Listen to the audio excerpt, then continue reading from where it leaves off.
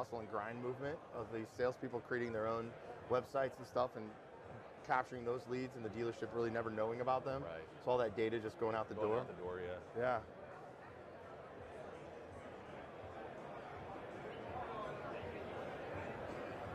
Live again, day two. Day two.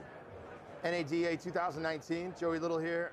Little sweaty, little moist. Yeah. Joe. Yeah, it's warm. It's warm out there. It's warm in here. It's not the warm for me. It's the being out of shape and running across. NADA is set up in San Francisco a little bit different than in Vegas and New Orleans. You got multiple buildings. Yeah, and pretty good distance between them too. Telling me. Joe, are you just kind of, is trade pending somewhere here? Or so trade pending, our booth number is 7439 West Hall. So we're on the top floor of the West Hall. I was just there. You were just there. So so all the education's on the third floor, we're on the middle floor. Oh, you're on the middle. So yeah, okay. So the giant escalators. But here with Joe Dallas from Trade Pending. Give us an idea real quick, Trade Pending and what you guys are doing. Interesting, man. A couple of years ago, we started out basically with just kind of a concept that certain aspects of conversion tools for dealers were not keeping up with current, general retail trends online. And the way we landed on trade was interesting. We did a whole bunch of consumer surveys, Google Insight surveys. Really cool platform if you ever want to dive into that. But and we just asked the question, hey, when you're going to a dealer's website, why, right? And surprisingly, the number 2 reason, right behind shopping for vehicles, was consumers are coming to dealers' websites to value their trade. And we showed this to dealers, and they all said the same thing, like, hey, that's cool news, I guess, but I don't see that volume of leads in my CRM when it comes to trade opportunities. So that told us that potentially there was an under-monetized traffic source just kind of sitting out there. The dealers weren't capitalizing on it. So we looked at what was available on dealers' websites, and what we found was kind of this dusty little corner of the industry nobody bothered to really look at in years. Right. Antiquated user experience. It was all book value driven, which kind of created some friction at the dealer level. So essentially we started out by creating a really easy to use market-based trade conversion tool. It's pervasive on the website. We did some UI enhancements like predictive text type ahead, which is something you see everywhere now. And what came out of that was a 300 to 400% lift in trade opportunities just off of organic traffic that was already there anyway. So customers are going to the website. The number 1 is that they're looking for make, model, year. They're looking for vehicles they want to buy. And with the information you got, is number 2 reason they're going is they're taking the vehicle that they have now and they're wanting to know how much it's worth to that dealership. Correct. And you've got customers that will go to KBB or Black Book, but these specifically, doesn't that put them further down the funnel if they're going to the dealership's website and using a product like what you guys are doing? Yeah, and so we it's funny you mentioned that because we just did another consumer insight survey just talking about relevancy of local dealerships, and consumers are telling us that by far a local dealer's website is the most relevant place that they're looking for information about vehicles or their vehicle. Yeah. And everything else, third-party sites falls way down the list in terms of relevancy. Even some that would claim to have like a very recognizable brand. The dealer's website's the hub, man. That's where it all starts. What does the consumer get if you have trade pending on let's say I have Joey Little Ford or Mazda or whatever, and I've got a customer that goes to my website, does the information. Does the customer get that basically like a certificate or something saying this is what the Sort of, yeah. It's we call it our market snapshot report. Yeah. So basically what we do is as a company, we go out every day and look at about 22,000 or so franchise dealer sites, and we're pulling down VDP list prices. So the way dealers have always handled trades is retail down, right? Yeah. What can I get this for potentially, and then what do we have to do to remarket it? And all we're doing is just showing that to consumers. So we're going out, we go in increments about 25 miles outside the dealership, but we're building out a supply and demand. Yeah. Right, we're showing consumers comparable data, which is a different conversation for the dealer too, because traditionally trade value's been like, hey, I'm such and such book, we've been around for a long time, trust me, this is a good number. Now the dealer's saying, hey, look, this is the marketplace, there's nothing I can do about that, and here's the things that we have to do in order to remarket that vehicle, but we're really interested in your car, so can you come in and let's get a firm number on it. A little bit easier conversation for the dealer, and then the consumer gets kind of, I would call it like a Zillow-esque look at the market, right? Of what comparable data looks like in the retail space. So going through, I had somebody I was interviewing yesterday, I can't remember who it was, but we were talking about the possible recession that the United States, I mean, it could be there with the market being down and just a lot of uneasiness in governments and how does that change when it comes to trading in a vehicle or just getting value on a vehicle? Does the market really fluctuate a lot like that? Probably. Yeah. We noticed a little. Maybe an off-the-wall question. I was just No, curious. yeah, My car worth more now than it would be, Well, that's another interesting thing because one of the things that there's probably a lot of answers to that question. Yeah. One of the things we do talk about on the market report is depreciation. Yeah. Right. Because there's so few times in your life you're trading a depreciating asset for another instantly depreciating asset. So it's a really sensitive topic when you think about it. I think that I don't know if the recession. I guess what I was trying to make it a little bit easier to ask. Here's what I'm asking. We saw, and I know that TrueCar has really nothing to do with what you guys do, but TrueCar was an enemy. It seemed like to the dealers there for a long time because they were showing the value of the vehicle that the customer wanted to buy, right, based off of all these. And I know trade-in value can be a stick in the side for a lot of dealers, right? I've seen a lot of dealers don't like Blackfoot or KBB because they think they undervalue the vehicles or the other way around. Right. What I'm just saying is it a fine line to walk? But it sounds like you have the analytics and all that tuned in that it's going to, whatever the market does, we move with it. You're moving with. That's what I'm saying. We're moving with it. I'm not going to submit a lead on a website and the dealer's going to. I'm going to show up with a certificate and the dealer's going to go like, no way, I'm going to give you $3,700 for that piece of. Right. Yeah, what's really interesting, and we use this example a lot. Our home office, my partner works out of Chapel Hill, North Carolina. And so spend a lot of time there. I know you do. Yeah. It's funny you mentioned that. Yeah. So we were doing comparisons on a Honda Odyssey minivan in Chapel Hill, and then Richmond, Virginia, 2 hours away. And there's an $1,100 swing just between those two markets. Yeah, I bet. And that has to do with population demographics. Same as where Kansas City to Topeka, where I grew up. It's the same thing, yeah. And so when the market changes, there's pressure now, man. Vehicle acquisition's a big deal. Dealers are trying to get more aggressive on trade values. When that market changes, we change with it. Yeah. So I guess in that sense, I've never really thought about it that way. We are kind of recession-proof as far as our values go. That's what I was kind of going for. Is it can be a sticky situation when vendors or software providers are putting a dollar value on what a dealership is making its money off of. You know what I mean? Right. It's like somebody coming to, if I'm having a garage sale and saying, that lamp's not worth $3, you actually should be like $225, right? Like, that's not your lamp, that's my lamp, right? But it sounds like if you have the data, if you can come in like what you guys are saying, we understand the recession proof, we understand this is what, to just tell me that there's $1,100 difference just shows that it's not a fly-by-night plug-in that goes on the website. Really sensitive, man. What do you see with trade-in values and what do you see with the used car market going forward in 2019? We see a lot of stress on new car. I see it's continuously being that way. Right. But pre-owned? I think dealers today, my take is, the ones that I talk to about it, is that their main profit centers are used car inventory and service. I think one of the things a really healthy economy has done is put a lot of pressure on new car, and I think dealers look at that as a way to source their service customers at this point. Yeah. And so, being in the right zone on a trade is becoming really important because 60-70% of your trades are going to end up in your retail inventory.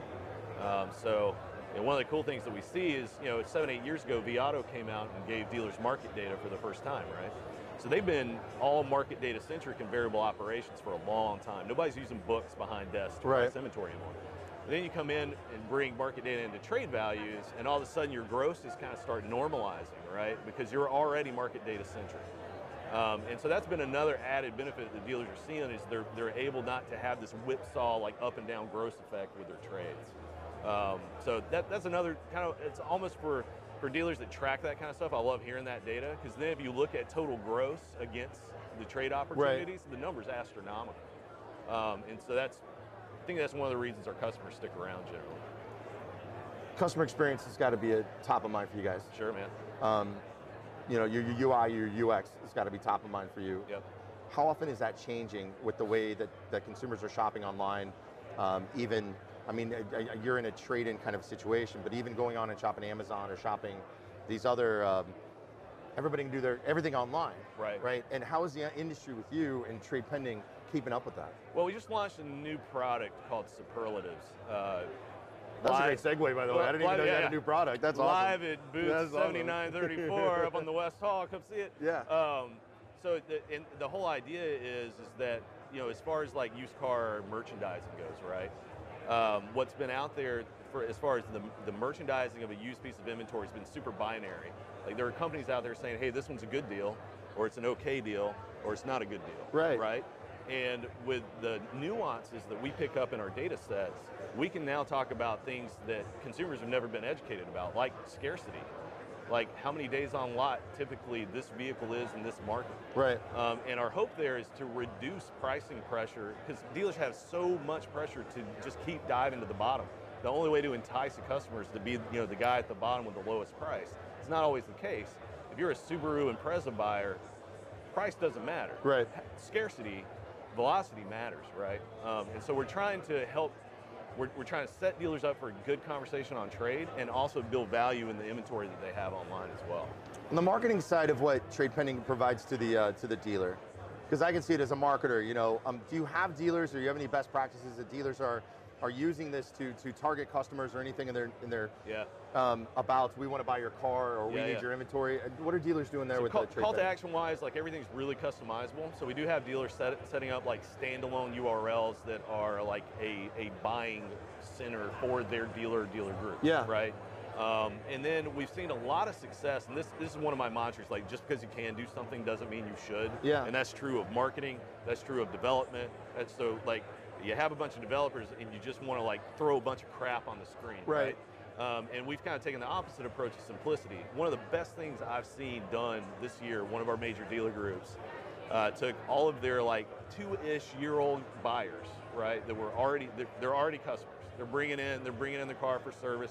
They're 2-ish years in the market, or I should say out of the market, and just sending them a plain text email from the general manager saying, hey, we're looking for inventory. Click this link to see how much your car's worth. I'd be interested in potentially buying it back from you. Yeah. And that's a relevant message. Yeah. It's a relevant audience. It's one that resonates, and the conversion metrics are through the roof on stuff. That's like crazy. Yeah. You could target, and right now I think it's over, but so this joke won't be too in bad taste. You could target government workers since the shutdown's been. Exactly. Money, you just target them. Yeah. I don't know, I'm not going to make you answer this question because I think it was a competitor of yours in the past, but if you want to give your 2 cents, I'd love to know what happened. Why did something like Auto Trader's Traded Marketplace, why did it fail? Why did Well, I think you guys have lived, you know, through that. Yeah. It's still out there. It just redirects through something called ICO now. Yeah. I mean, instant cash offers pretty much traded marketplace. But it just seemed like it did nothing. Yeah, so I think there's a third-party network play that kind of kept it around. Yeah. And it's still out there. I think my take on that is this. You're essentially giving a consumer the ability to self-appraise. Yeah. And I would challenge any used car manager to give a customer on their showroom floor their vAuto provision login and let them go put a number on their own vehicle, right? Yeah. So what happens is you put somebody through a pretty arduous process. On mobile, it's 90 thumb actions to get a number if you don't hit any of the expanding buttons. Right. So you put them through this arduous process, and then they get to the dealer, and you have to peel it all back anyway. So it kind of goes in, you know, it's totally an effort and frustration a lot of times from a consumer's perspective. And I think that's why it's not as sticky as it could have been. It's a great answer, and I know I only ask you that because trade pending continues to be at the top when it comes to trade in value, when it comes to consumer phase. We think so. Thank you. Yeah, and I worked for Cox and Automotive and Auto Trader when that was kind of coming out, and it fizzled, and it just didn't. I mean, I know, and you very politically. I know nothing negative said. We love our competitors, but Joe Dallas with trade pending. I appreciate you coming by the booth. Thanks for having me, man. Dealing with my sweatiness, texting back and forth, trying to run over here. Yeah, thanks, man. What's the crown before we go? So the crown is our Superlatives logo. Yeah. So I've got plenty of Superlative swag over at the booth. We're actually giving away a couple of Yeti coolers for anybody that comes gets a demo. So we just come by and see us, man. So we're going to come, Drew, this is my assistant Drew over here, this is Mark, where these guys are the best, they're the best tech guys on this level in the entire area right here. Now, well, we're going to come around later tomorrow, and we're going to we're taking, I think, a few people to find out who's got the best swag. So we'll stop by and bring the cameras with us. So Joe Dallas, good man. Check him out. Where are you based out of? Portland, Oregon. Portland, and Chapel Hill, the other side of the. Yep. We don't like each other that much, so we stay on opposite coasts. That's all. I'm Keep kidding. Portland we love weird, each other. man. That's right. Have a great day. We'll be back here, more live interviews here at MD Live here at NADA 2019. The mic checks. We're good. Have Ashley do it if you want. Have Ashley do it if you want when he goes live. Hey, what's up? Yeah, we are. We're live here, man. Yeah. You can check it out. It's on. Yeah, have Ashley do it this way, though. Alerts YouTube page. We're also pushing it through Modern Dealership. What's up? Yeah. Not YouTube. Yeah, we're good. Look at Drew. Drew's always got the wrong information, like 1 out of 5 times, but you're doing a great job. What do you think, man? Drew, I've got El Patron here from New York. Nobody can hear you right now, but he says he loves the glasses. I can hear you. Those are nice. Yeah. El Patron, Rudy, Brooklyn Mitsubishi, plus about your LinkedIn profile's got to be getting this long with everything that you're getting involved in and what you're doing. Are we live right now? We are live right now, man. Yeah, we live. Casual. All right. Ashley with you? Yeah, Ashley. Ashley, come up here for a second. Come on up here, Ashley. Come on. Yeah, we're live. We're live right now. We're good. Come on in. Say hello to everybody. We are live. See what you see up there is what you're going to see on. Keep going. A little bit more. A little bit more. Yeah. She's a little camera shy, guys. Is she camera shy? But she's got her camera going. Yeah. It just seems like let's just get into it first. Yes, sir. You've got a team now. Yeah. You were doing it. Entourage. You come in. When did you become general manager of Brooklyn Mitsubishi? How long ago was that? It's going on 2 years. 2 years. So it's not been long. No, and it's as not. soon as you come in as general manager of Brooklyn Mitsubishi, you change processes, you change the way of thinking, you change the culture, right? Change culture. And then the sales start showing. Yeah. And you start building. The numbers keep going up. I see the first thing that I see a while back is that you're giving away big screen TVs with every vehicle bought, right? Yes. And I see this building of momentum. And then I talked to you last year at NADA. Yeah. We talk about the success that you've been having, not only with Brooklyn Mitsubishi, but also with yourself. You've trimmed down a lot, man. Yes. We lost target. We missed it by 3 pounds. You were doing target weight. You were doing Facebook Lives. You were doing a lot of pictures. You were showing your body transformation. Yeah. You were showing the leadership at the dealership, but you were doing it all yourself, right? Yeah. You're doing the self. I mean, it's like anybody, right? Yeah. And then I see this transformation of all of a sudden now you've got like a team. Yeah. It's starting to. You're getting so much great feedback and success from it that you're able to take it to the next level. Correct. So tell me first, before we get into those other projects you get into, Brooklyn Mitsubishi. Tell me about that culture today. Brooklyn Mitsubishi is a complete different store. It went from being negative to being one of the most positive stores right now. And when you mean negative, what were you seeing? The stigma of the dealership, right? The beat up the salesman type deal. So we went away from that. Right, we got brand new people. My entire F&I is brand new, and they embrace the new way, the new culture. Right, this is the positive way. Hey guys, teamwork. Let's make it happen. They actually had a meeting today about teamwork, and I just love that because I had a vision when I got there, and it was very tough for them to understand that because here I am, right, telling them we're going to sell 300 cars or 400 cars, and they're like, what are you talking about? The store never done that before. Which everybody online was saying the same thing, because you coming out and saying, we're going to sell 100 100 Mitsubishi. Oh, yeah. We're going to be number one. I own it. And everybody's like, it's a Mitsubishi. Yeah, come on, please. Like, yeah. So everybody's on board with the same dream, the same vision right now. So we're already 13% year over year for 2019. So it's working great. Brooklyn Mitsubishi, and we hit 1,000 cars, okay? Almost 1,000 cars last year, which was a great, one for like 300, the year before. Yeah. So talking about, and that's only new cars, right? Yeah. Used cars, we killed it as well. So we got a lot of challenges ahead of us, but we're expanded, we're growing. That growth can actually throw monkey wrenches into the plan. A lot, let me tell you. It might look easy, guys, online, but it's not easy, man. It's a lot of work. It's a lot of stress, a lot of dedication, and but the guys embrace it, and even some of the guys are working out at the gym as well. So it's a culture, like I said, it's very hard to get everybody on the same page, man. Yeah, and you have a lot of competition being in greater New York area. Because there's so many people, so many dealers. There's a lot there. We were talking about, I was talking to somebody else that was in Queens or something that the competition is unbelievable. It is. You really have to be ahead of the curve in order to stay above. everybody. So success is happening at the dealership. It continues to succeed, and I know that you're a good leader. I'm not going to say this just for the cameras and anything, but I can tell that you're a good leader because you would not be able to have the time to do these other things that I've seen you kind of putting out there if you didn't have good people surrounded and doing the things at the dealership that needed to be done. If you weren't a good leader, you'd be so micromanaging everything. Yeah. But now you've got.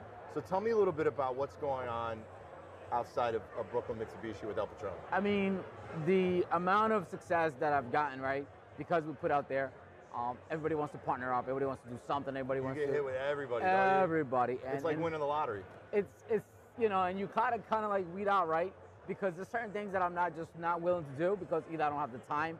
If I'm gonna commit to something, it's because I want to all in, right? Yeah. I'm the kind of guy who's either all in or nothing at all. So Jason, reached out and we met in actually NADA, and we talked about the Next Sale, right? The Next Sale app.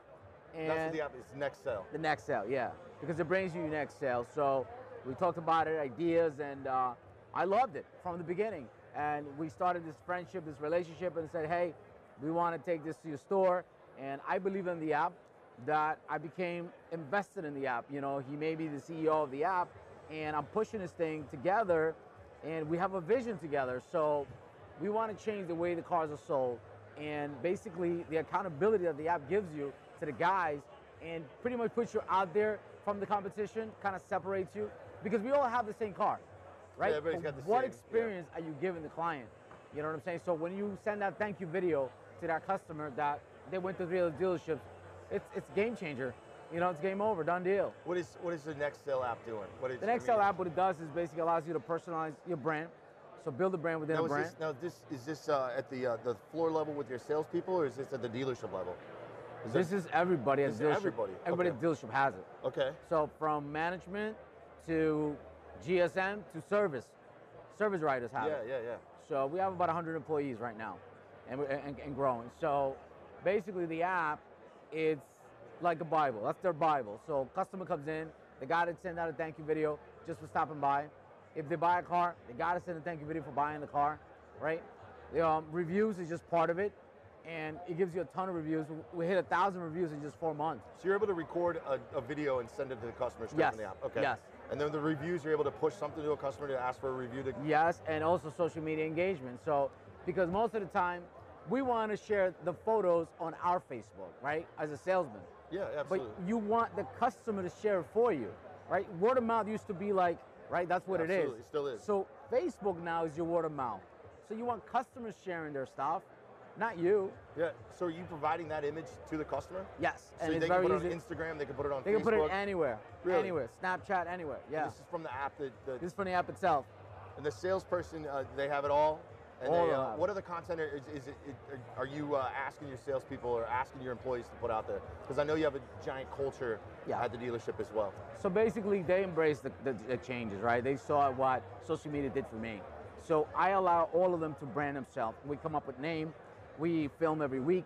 So we got videos, right? We got a camera guy that comes in once a week. Yeah. And they can build their own content. And I give them ideas, say, okay, this week we're running tax promotion, whatever.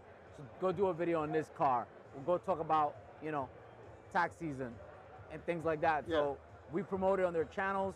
We're building their own YouTube channels as well, just like I did mine. Yeah. So that you can promote themselves.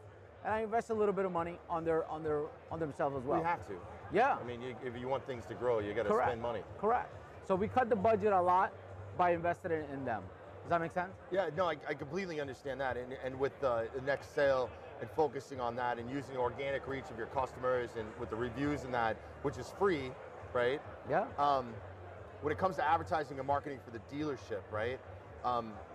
Is that cut down? Is that what you said? You cut down that You cut down because your name is popping up everywhere. Yeah. That your SEOs are going out of whack. Naturally, organically, you're growing. Organically, your names you see popping up. So there's no reason really.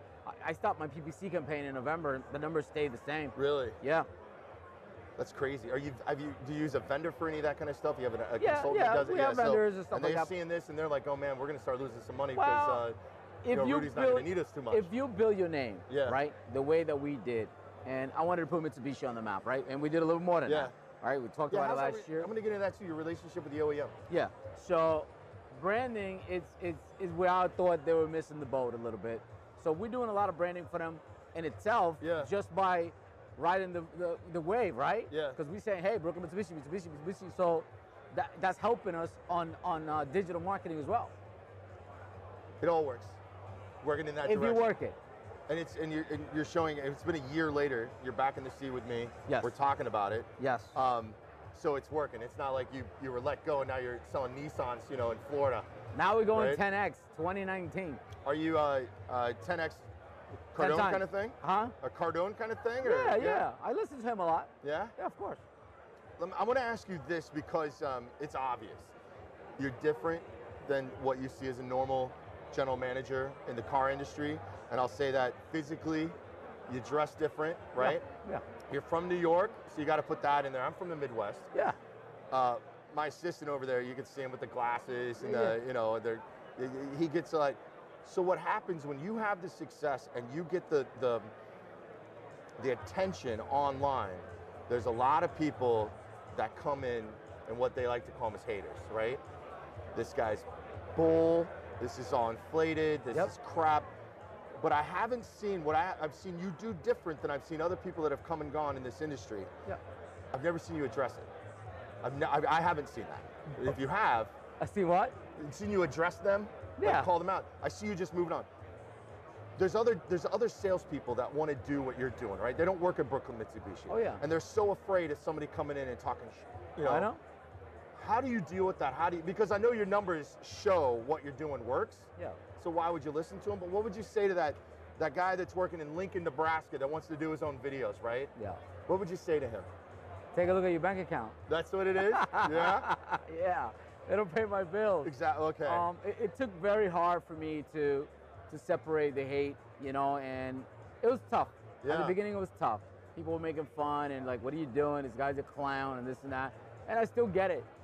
The one thing I can tell you is that I am who I am. Yeah. I'm never gonna change, right? There's people that reach out to me that want to do interviews, Yeah. and they tell me you can't do this, you can't do that. I said, you reach out to me to do the interview. Yeah. So I'm not gonna do any changes to who I am. There's a reason why you reach out to me. If you want to do the interview or whatever, I'm okay with it, but I'm not gonna change. I'm not gonna, Right. I like to be the flashy or whatever. And people just are not happy for other people, man. It just seems that way, doesn't it? Sometimes. Yeah. I will tell you, last year when I interviewed you at NADA in Las Vegas, Yeah. and there was a lot of people because you're blown up online. A lot of people, of course, you wear suits. It's different than what people are used to. Yeah.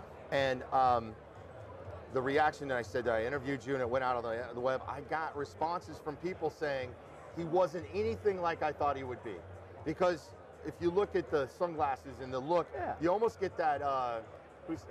Come on, the boxer, one of the greatest boxer right now. He just beat Manny Pacquiao, Mayweather. Yeah, Mayweather. Yeah. And somebody say that he's arrogant and he kind of pushes off. And they thought the same thing about you. Yeah. But when they met you, Yeah. dude, you come across just mellow, calm. Yeah. You came to our party last year. Yeah. Didn't expect like anything big or anything. No. And so, all I've got, if you're watching this and you're following El Patron and you're just curious, like with a man.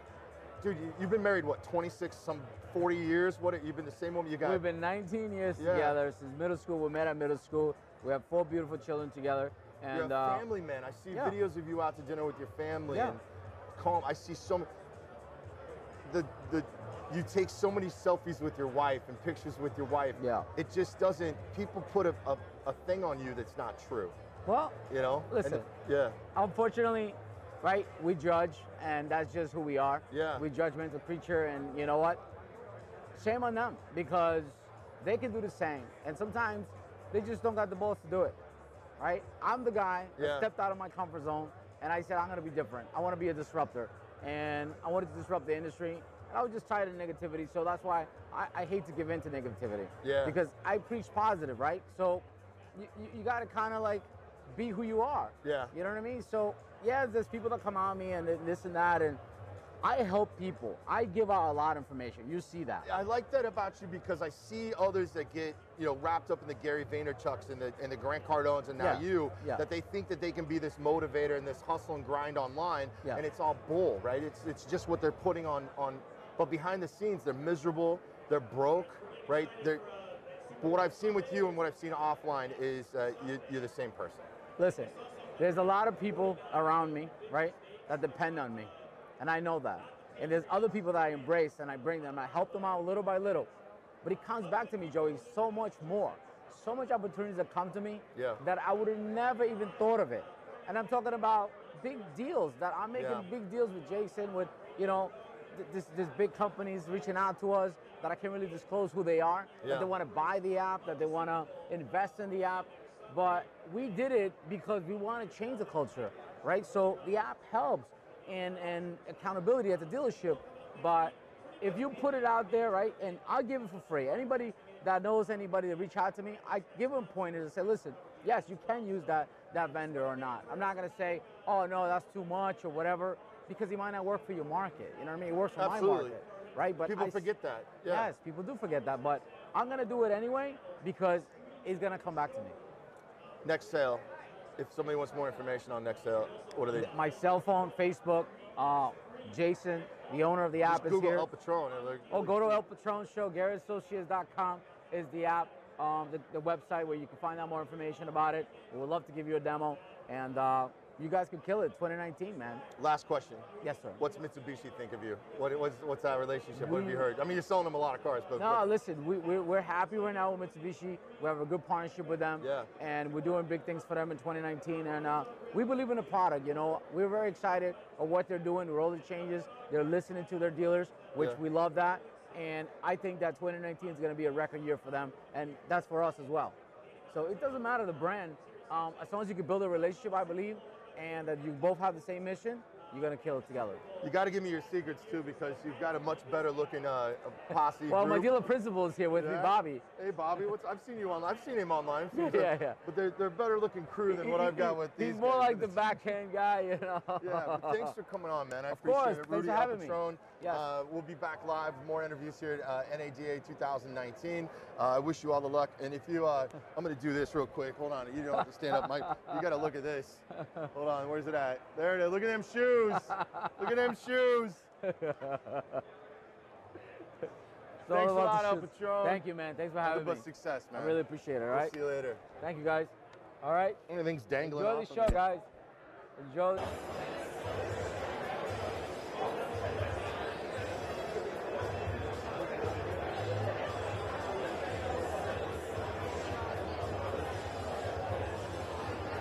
Doing it live at NADA 2019. Joey Little, Clint Posh.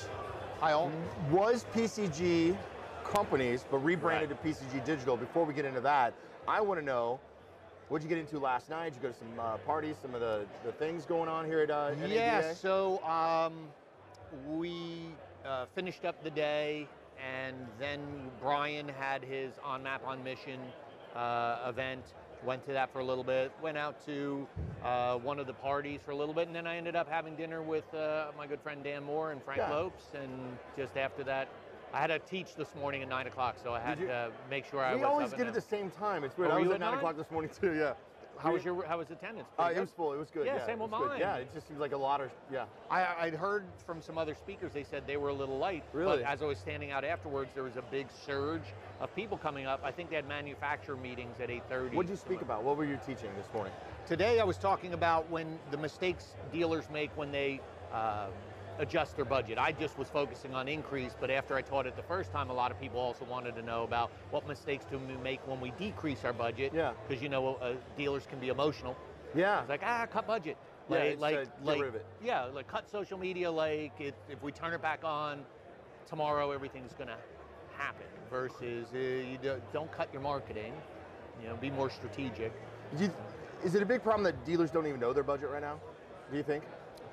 I would say they know their budget. I would say they don't know maybe as much as how it's distributed across different. They know they're spending 60 grand, but really where it's going or what return they're getting? Is the ROI still big for dealers? I mean, I know it is, but I think they ask the wrong questions. I think what happens is dealers look at all of their marketing as equal. So they're evaluating social media the same as paid. But even in social media, as you know, I could have lead ads. I could have the goal of this is to just get views of a video. I just want to make sure they do this. Yeah. So I don't think they go as granular, and part of that's because of the agency isn't clear with them for whatever reasons. So I think that's a disconnect. Do you know the reasons behind the? I think there's a disconnect. I think there, as you and I have talked off camera, you know, there is this still a constant fear from dealers that they feel stupid or uneducated, right? And so from an agency perspective, it can be at one extreme to say, I want to keep them in the dark. Yeah. I don't think there's many that way. I think some of them have tried, and dealers will go, no, that's what I hired you for, so you just go, okay, I'll give them as much as they want. As long as they're in the background doing a good job, then it's all right. For somebody who's really close to me, well, I've been dating her for a long time, and she has been, she's moved away from, this was her last week with a marketing company that's in the automotive space. She's in a VP of operations where she kind of oversees the performance managers. Right. The ones we're talking about that talk to the dealers and tell them what the things is. And she tells me there is a giant swing from the majority of those dealers don't answer the phone call, don't come to the online meeting to hear their results, or she gets the very over-the-top micromanaged dealers, which is a very small portion. Do you see kind of that same? Yeah, I can speak from our client base, maybe because of our branding and what we've been doing for years, is we get maybe more of the side who want to be on the phone calls. They want to understand because that's why they're coming to us. I think but we still have clients that we call ghosts. Yeah. They don't want to get on the phone. They just send me the reports, just tell me everything's okay. So that's a trust level from us that we've built. But I would say that it's not surprising that a lot of people don't want to be on the call, or if they get on the call, they say, I have 15 minutes. Hit the highlights, let's roll. Bullet points.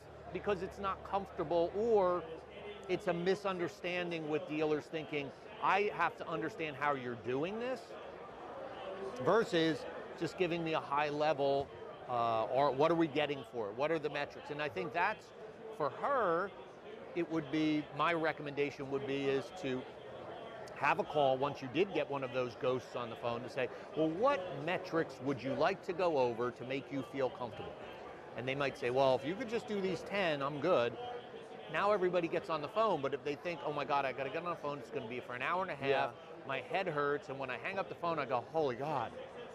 Versus they should hang up the phone and say, I'm so glad I have Joey taking care of this for me. And I want to get into the budget side of what you talked about this morning, but what is, before we go, you always have, I like it in threes, right? Right. 3 really good pieces of advice. We call them truth bombs, truth nuggets. But if a dealer is uncomfortable listening to the information that's going to come from PCG Digital, right? What are the 3, would you say, the top 3 things that a dealer should know when talking about results?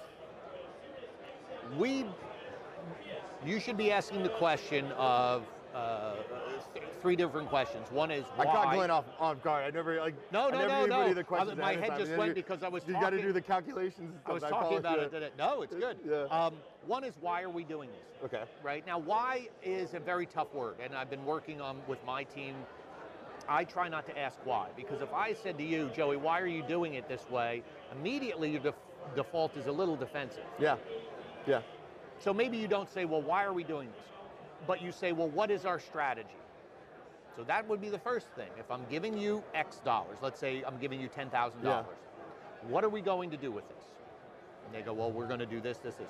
What can we expect from this in terms of results? If this is a video view, what do you think? If this is supposed to generate phone calls, this is supposed to generate people to my website, and then the second part of that is, and what did they do when they got here? And then I would also be thinking about, maybe not for the agency, other side is, well, great, I gave Joey $10,000. He's going to deploy it against this strategy. I'm going to expect this, great. Most dealers stop there. The third question is, what are we doing in store to handle this? Because if you increase my phone calls, and you do a great job, can I handle it? Am I staffed correctly? Yeah. So what happens is, you get the phone call that says, I'm giving you this money, you're telling me you're doing this, but I'm not selling any more cars, they're actually looking the wrong way. They Right. should be going over here and going, well, what happened with them? And we see it a lot where you've increased opportunities by 25%, but they didn't hire anybody else. I can't hire anyone Right. else. Well, then stop your marketing. No, I want to keep marketing because I'm getting opportunities. We hear that a lot with Auto Alert as well, turning on these, like, I don't want to have to hire anybody, I don't want to change anything. Then don't do it. It is a fun, it's this gerbil wheel. And Right. your product's a perfect example. If someone deploys Auto Alert correctly, guess what happens? You get more opportunities. But if you're just going to dump that on top of someone who's already doing something, something has to give. So if I now focus on Auto Alert because that's the flavor of the month, well, my online opportunities and phone calls, all of a sudden that shrinks. Instead of saying, well, Joey, if I deploy Auto Alert, how many opportunities do you think we'll be able to get? Well, if you deploy it, you'll get X. Yeah. It's up to you guys to help them say, well, that means you need another person. Right. And be willing to say, well, then you shouldn't really be doing this because you're just going to bother people if you get them all excited and then you can't handle it. And even then following it into the store of saying, well, who's going to talk to these? Because if people come in from Auto Alert, should we give them to everybody? Yeah. Should we just give them to Joey? Right. Right? So those are the three things. That's that third one that a lot of people don't turn around and go, what happened? Yeah, and I know that we've built a playbook to help out with dealerships in certain different types of sizes. And Right. Are you running a BC? And so yeah, and I think a lot more businesses need to do that. They just don't turn it on and then expect, you've been sold on the phone, you're going to have 15 more cars you're going to sell a month. And it's, oh my goodness, right? Making more money, and then they implement it. And well, exactly that's going what to you happen even here at NADA. Dealers are going to be told that this product is the best thing in the world, which is great. And your product, great. But if it's just, I bought it, I slapped it on, then it's sort of the Frankenstein monster. Yeah. Do you see it as this brings up, because I know Joe Webb's going to come up here after you, but Yeah, Joe I saw him Webb's around there. the evolution of the internet manager. Sure. Right, where they just start stacking things on Right, top of it. exactly. So that goes right over what you're talking Absolutely. about. 20 years later. Everything's about implementation. Tell me about the rebrand. Tell me about PCG Digital. So I was just talking to one of your people, John, down here. Yeah? And he said the same thing, why the rebrand? And I said, okay, well, if I ask you a question honestly, will you answer it? And he said, sure. He said, a couple months ago, 4 or 5 months ago, based on the marketing you were seeing in the marketplace about our company, would you think that we still had an agency? I would not. I would, no. Hence the rebrand. So there you go. We had the agency, we do great work, but everybody, because Brian is the face and I pushed him out there to say, be the face, everybody thought, well, what Brian was doing is what we were doing. Yeah. And so the kicker was, in a span of 2 weeks, I had 4 people call me up and ask me for recommendations on a digital agency. And I said, we do this. Yeah. Oh, I thought it was gone. I thought you didn't do that. Yeah. And I said, huh? And so once our Vista Dash product was, spun off, Brian and I sat down and said, I think if we put the agency over here and everything else under Brian, training, consulting, and put it there, it's cleaner in the marketplace. I've become more of the face and start talking about marketing from a practical standpoint, because Brian's more technical, as you know. I try to talk about the agency, what we can deliver, it just like this. Practical terms. I hire much smarter people than me who know how to execute. So do I. Right, exactly, exactly. But I know what you need, because also I get into the process end of it more than Brian would. Yeah. And so that can help us with stickiness and retention, because people go, oh, mark it out, but also what do I have to do backwards, downstream, internally? It's still part of it. It's all still, but the agency you want to bring out there more, instead of just giving people calling you want to know who they should use. Right. Like us. What are you talking about us? And it's been really good. So we kept the name PCG because it's branded, and we just went back to PCG Digital. Relook. We just launched our new website. You got Casa Grande with you still, and all that good she's stuff. right over there. She's coming to talk to you too. Yeah, we're going to talk social media. Oh, yeah, we're going to talk She did a great social. job on her session the other day. She did? So you're going to go down the rabbit hole with her and have a good time. I fake it a lot. also, she's the type of person that would call me out. Like, you're full of Hey, Glenn, I She'll want to be thank you polite. for stopping by, Hey, man. my friend, as Yeah. always, and like I told you last time, I am so pleased. Love your podcast. Thanks, if you guys man. are not listening to his podcast, you should. But I'm just so happy for you because the value you're bringing to people I appreciate by that. getting people up here and Yeah. doing this, you're really helping dealers sort through this chaos. We hope to do something, you know, bring some calm to the storm, you know? Well, it's allowing someone to go, hey, if I have a question, I'm coming to you. If you can't help me in your network, you can point to people around. But also your podcast too is just helpful, and I really appreciate what you're doing, man. Thanks for coming on. Hey, anytime, anytime. We're gonna stay live because I'm gonna bring Denise up here with PCG Digital, and her last name Come on, Denise. is spelled Casa Grande, just like big house, right? We're gonna wire her up. Are you nervous at all? So what we do is this is just gonna it continuously goes live. We pause it, so we'll put it, we're gonna chop these up, and then distribute them again, and I'll make sure we're gonna put them on our podcast. And yeah, you're up. I was getting a demo, sorry. You're getting one of our demos. Yeah, because her fiance works in a dealership. Oh, So I was getting a demo. we help you find stuff. And did you take your badge off? Oh. Good stuff. Yeah, we're trying to do both. Bring you some products to sell, people to sell besides us. Awesome. We're just doing what we We'll see you do. tonight. Come on over. You get to sit. You're, Awesome. Go sit. I'm oh, excited. Drew's taking it up top. So we're not on camera right now, right, Mark? But we're all live. Our audio's still going and all. He can't hear us. Can you pull one side off? Yeah. Come on over here. All right. Everybody stands up, it's all. Crotches and butts. Yeah. Sorry, man. No. We just got behind time. We just got behind. You're very busy. Well, yeah. I showed Joe his message to me saying that he'll get back to me on what time he could be here. Right. If he's mad right now, it's his own fault. Exactly. Yeah, I hear think this, we're Joe. on time. You guys are. No, but Yeah. I sent him. I did. Joe, if you can hear me, you know. Come down a little bit. There we go. Are we live, Mark? Are we live? Are we live? Yeah, we're live. Is this it? Yeah, I need that camera to go back to. Can I you need hear me? Drew's to go. Yeah, we're good. I think you can hear us. We're good. This is how we roll it.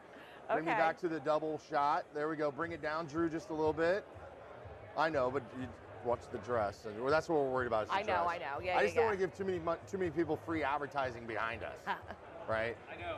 Next year we need to have. No, that's the joy. You can see the heads and stuff. I It's feel all like I good. look uncomfortable. I'm just kidding. It's not like somebody's gonna buy Auto Loop just because they see their logo, like right over here or something. Where's it at? There it is, right there. And this is Dealer FX. They're owned by HDGC. Yeah. Who's one of our partners as well. Okay. Cool. Denise, What's up? Casa Grande. Oh my gosh. As we say in the Midwest, Casa Grande. Casa Grande. Yeah. Where's Casa that from? What is that? Grande. What is that? It's Italian. It's also Spanish, It is. but it's from the Italian It's side. the Italian side. So my earliest ancestor that we know of was an orphan. Oh, lean towards me a little bit because I want to make sure Am I good? you got that whole I'm like, New Jersey, like, I'm what are you very doing? relaxed What are all we the doing time. I here? know. Why don't I get myself like in a nice angle? Have you been staring at yourself all day on TV? Is I it just watch awkward? myself. I just sit there and watch myself. I watch you. Yeah. I watch whoever's there. Oh my gosh. Denise Casagrande Yes. from New Jersey. Yes. PCG Digital. We just had Glenn Posh up here. I wanted Yep. to talk to you about social. Mm-hmm. When you're doing social for your clients, or you're doing it for the company? Both. You do both. I do both. You got a team with you, or is I got it a just me? team. I still take on clients though. So I'm at a point where my team will usually handle the bulk of the clients, but I still take on clients also. And you spoke? I spoke What'd you talk about at NAD in your workshop? Thursday. So I talked about the auto social sales funnel, which is that concept I came up with about 2 years ago with, putting social consumers through a funneling process so that we're serving the right message at the right time. So it was about, 5 keys the 5 keys to unlock the power of your social sales Let's hear funnel. the 5 keys. Great. So the first one is to map out a clear 6-month marketing plan. Because I think what happens in our industry is we're very month to month. And you and I both know social campaigns need a lot of time to start generating an audience, a buildup, and what happens is if you're running just solely based off of incentives, you don't get your ads up and running till like the 2nd week of the month usually, 3rd week of the month, And if you're ending them on the 30th, 31st, there's no time there. And it takes a campaign about 7 days to understand the audience on Facebook.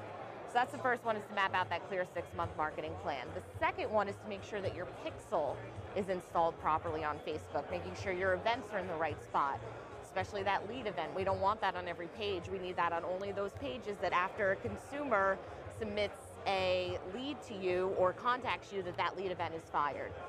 The third one is to take your social consumers on a ride through advertising. So as we're... It's okay. It sounds like a commercial up here, like you're selling me pasta sauce. I'm We're like, gonna take your taste buds on a ride through Marinara Town or Marinara when I Town. write these things or It's think all of them in good. my head, I'm like, God, It's all good. you are good, Denise. Keep going. Keep going. Take me through a ride through Flavor Town. Taking you There, through a ride. Guy Fieri. That's me, Flavor Town. Yeah. Here we go.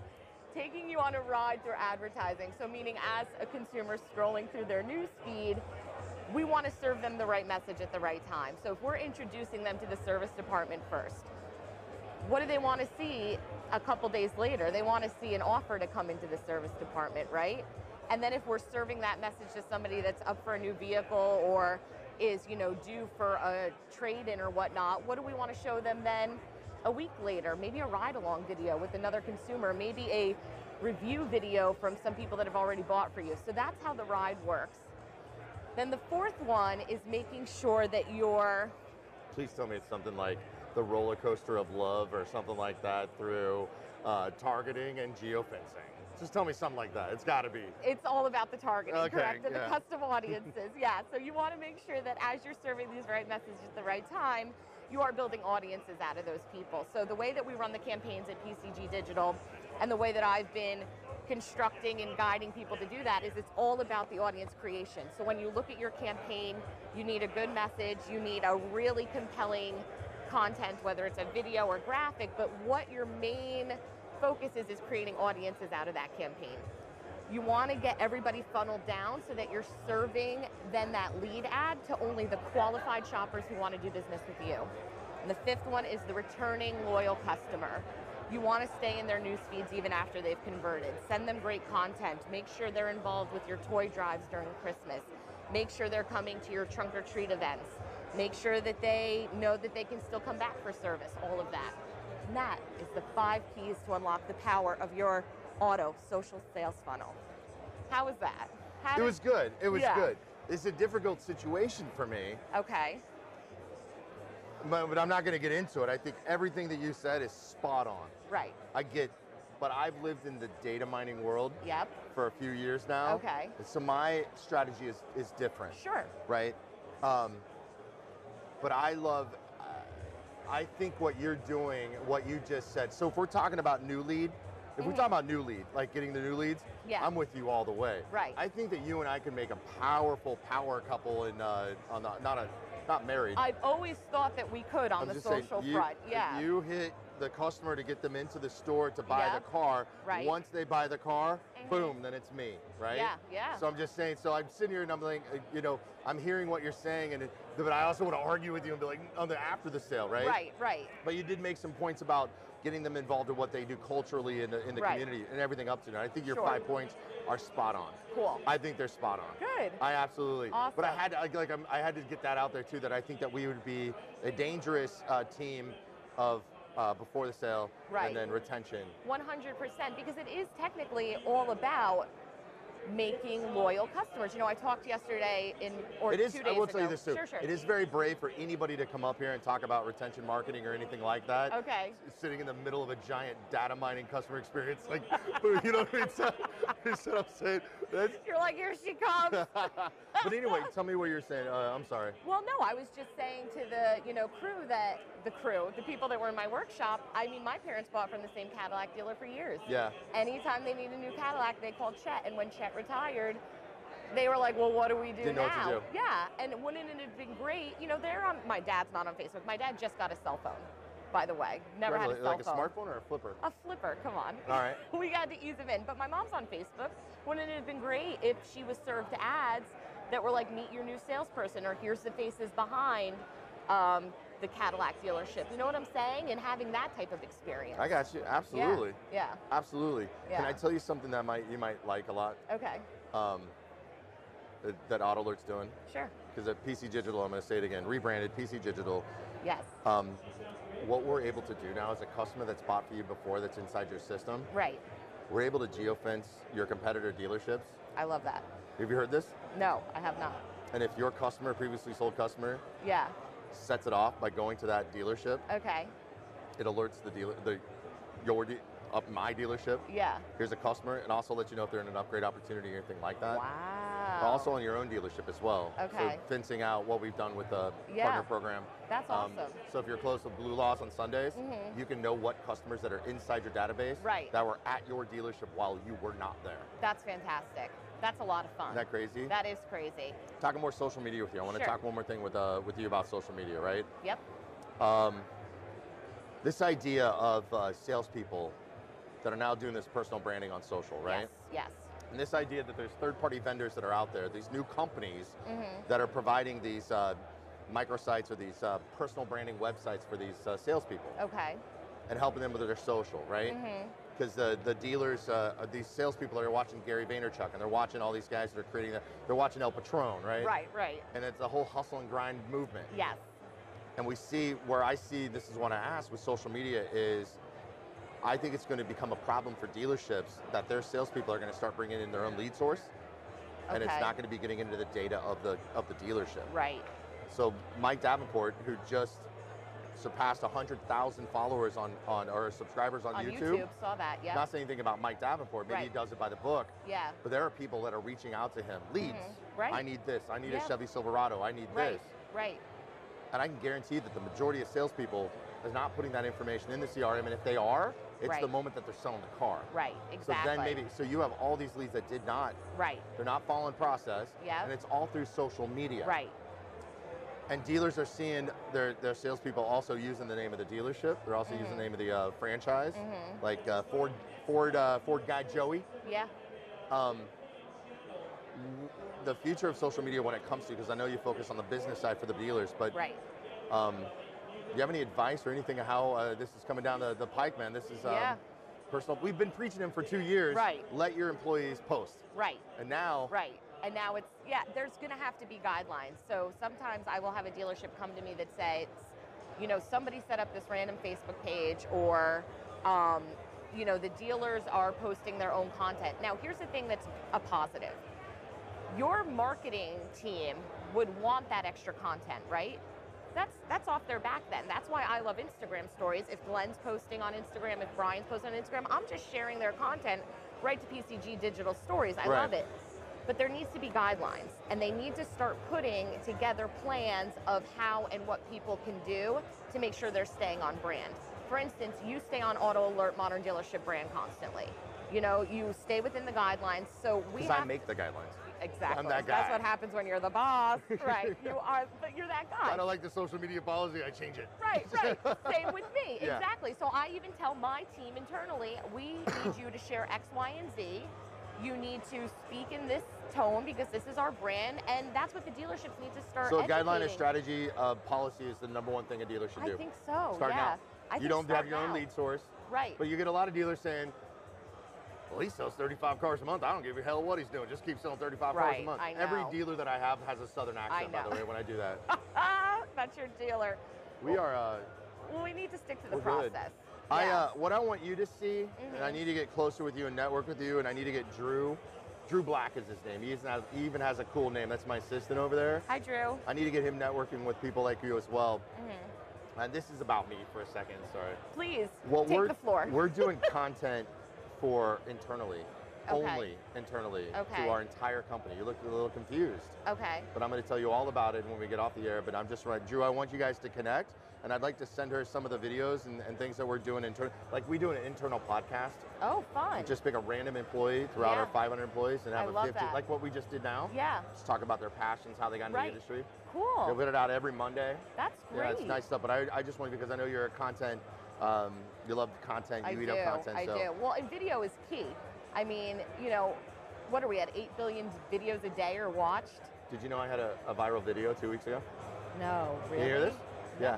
I made a Kansas City Chiefs fan video. Okay. Yeah, I have to see where it's at now, but last time I checked, it was almost 600,000 views. So it's like, yeah, it's crazy. I made a fan video. You're viral. Oh my gosh. Yeah, I want to make millions, but it was. Yeah. But now I kind of I'm starting to understand with content for businesses, and even with Auto Alert, is it doesn't. We can make fan videos as long as we don't monetize it. As long as we're not trying to make. I can steal stuff and make stuff. And what the heck? It's content.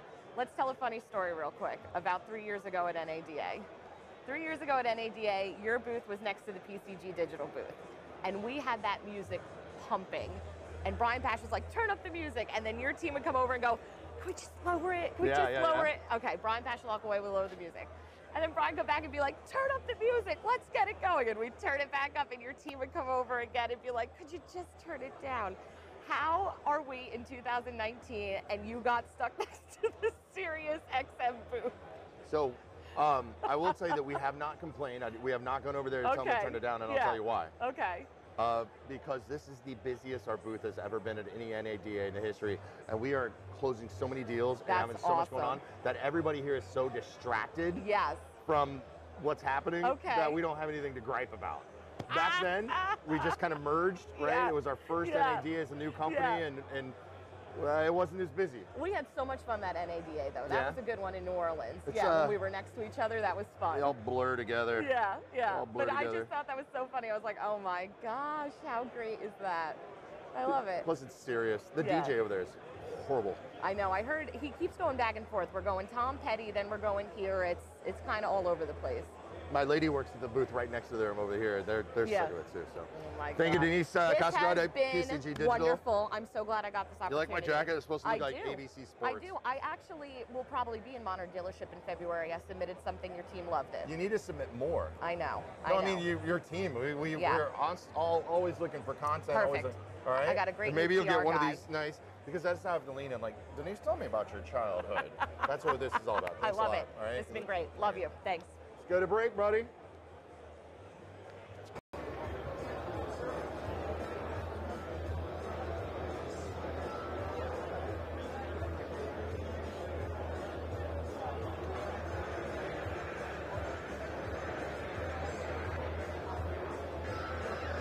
Are we live? I like it. Shaka's distributing this video, this live video on YouTube to, man, 17,000 people that you have in 18,000. 18,000 in F&I Facebook closed forum. Yep. That's great. Shaka Dyson, guys, ladies and gentlemen. First time really meeting you, yes. Sitting down, having a conversation. And I tell you what, I feel dumb because the entire dealership, F&I is where I lack. Okay. You know what I'm saying? I kind of have an idea what happens. We even named it. We call our segment In the Box. Okay. Yep. Because it's supposed to be like a pressure situation. Yeah. But you are the top F&I man in the country, and you have the track record to prove that. Correct. You're based out of Atlanta. Yep. 18,000 people in it. You've been doing this for a while. What's been going on? Yeah, so I've been in the F&I, in part of the automotive industry now since 2001. Wow. And so for the last 3 years, I've owned my own F&I training platform. And in that 3 years, I've become business partners with Grant Cardone. I've started working with dealerships all over the country. I've become the #1 F&I trainer in the whole industry in that 3 years. You do a lot online too, right? Do a lot online. You're not grinding, hitting all these cities. You're doing it the new way, the way that needs to be happening. Modern is key, man. So yeah, I have an on-demand training platform for finance managers inside of dealerships. So I'm all over this country, Canada, and Australia. You know, I make it easy. I make it easy for people to learn how to generate revenue inside of a car dealership, being an F&I manager. For the dumb ones out there, just break F&I down. I know it's finance and insurance. Yeah, so there's not dumb, there's ignorant. All right, I'm so ignorant about this. Yeah, so there's not dumb, it's, you know, you don't know what you don't know. So F&I is the revenue department inside of a store, right? So if dealerships made it easy on themselves and didn't try to cross over into other people's niches and departments, F&I is the revenue department. The front end, the BDC is the traffic department. They generate the traffic. The sales department generates the car sales. Yeah. They eat up market share, right? Yeah. The F&I department's job is to generate revenue inside of that store. Their job is to take the hardest customers, the hardest situations, the hardest deals, and turn them into revenue while out experiencing the competition. And how tough is that for a dealership to understand that? It's extremely hard, and the reason being is because here I'm at a conference where you have a lot of F&I companies, Yeah. a lot of F&I trainers, a lot of warranty companies, and they all teach the same variation of the same thing. So that's why it's hard, because they don't know any better. Well, Shaka Dyson's training comes straight from experience. I've spent 17, 18 years inside of a F&I department spinning deals, doing deals. I've got over 10, 12,000 deals under my belt. I know what I'm talking about. You were telling me, because you worked with one of our team members here at Auto Alert, Yep. Gigi, that you spent, you took a company, you guys took a company from, what did you guys say? 800 million 800 million to to 1.1 billion. $1.1 billion. We were generating over $5 million a month in F&I revenue. What is the misconceptions that dealerships have about their F&I department? They're prima donnas, they're lazy, they don't want to work, they want everything handed to them, they're overpaid managers, they complain a lot. That's the misconception. What they don't know about F&I managers is that we're first in, last out, that we are face to face with every single customer that walks in that store. We have to close customers. Check this out. We have to take customers back into our F&I department after they have been sold, after they have been closed on a price or a payment, after they have been shut down. And by the way, they've spent the last 3 to 4 hours being shut down on that price or payment. We have to get them back in F&I, and in a quarter of the time, we have to open them back up, sell them thousands of dollars worth of product more, and then shut them back down, right? So the average person in that store can't do that. That's why there's not a whole lot of F&I people, right? Because it takes a special skill set. Think about this. An F&I manager is the most highly trained manager in that store for a reason. Why is that? Because we have to generate the revenue.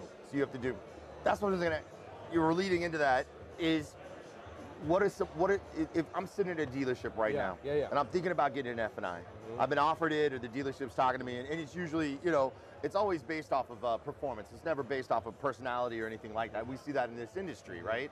You sell a lot of cars, they're asking you to be a manager. Now, see, that's a difference in how I hire F&I managers. Yeah, that's what I want to know. What is it? A person sitting in a dealership now want to know if they have it for being an F&I? Yes. So, first of all, everyone has it if they want to be an F&I, but the way that I hire for F&I is there's probably nobody more in the industry that has hired more salespeople or promoted more salespeople to F&I than I have. Yeah. I've promoted a salesperson to F&I since I've been here at NADA. Really? One of my clients, absolutely. So there's no one that will take a salesperson and put them F&I faster than I will. I look for character. Yeah. I do not look for a resume. I do not look for your old and outdated experience. I don't look for it. I look for character. Is this person have great character? Are they a person of integrity? Do they have strong work ethic? Are they honest? Are they willing? Do they have goals? Are they driven?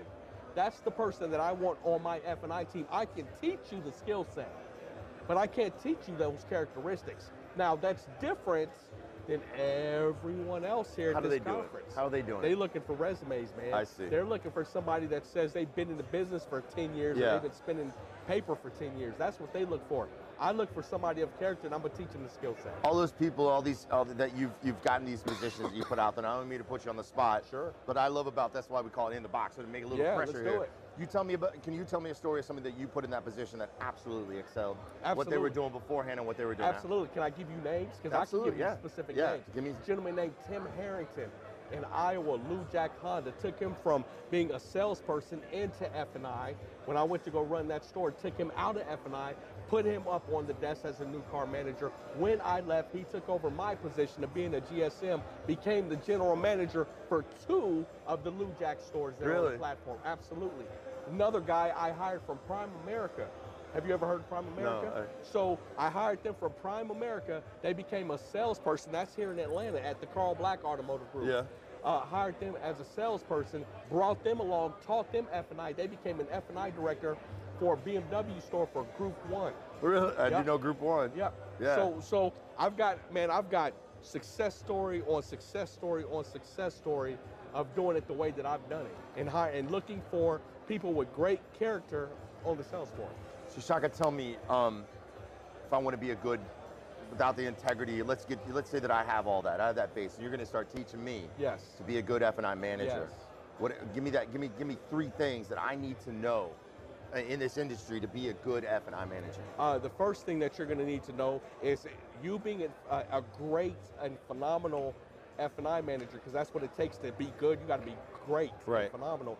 But it's going to take you having the strongest work ethic in that store, and you drilling. Everything that you do is going to be very specific and very on purpose. You're going to have to drill, constantly sharpen your axe and drill.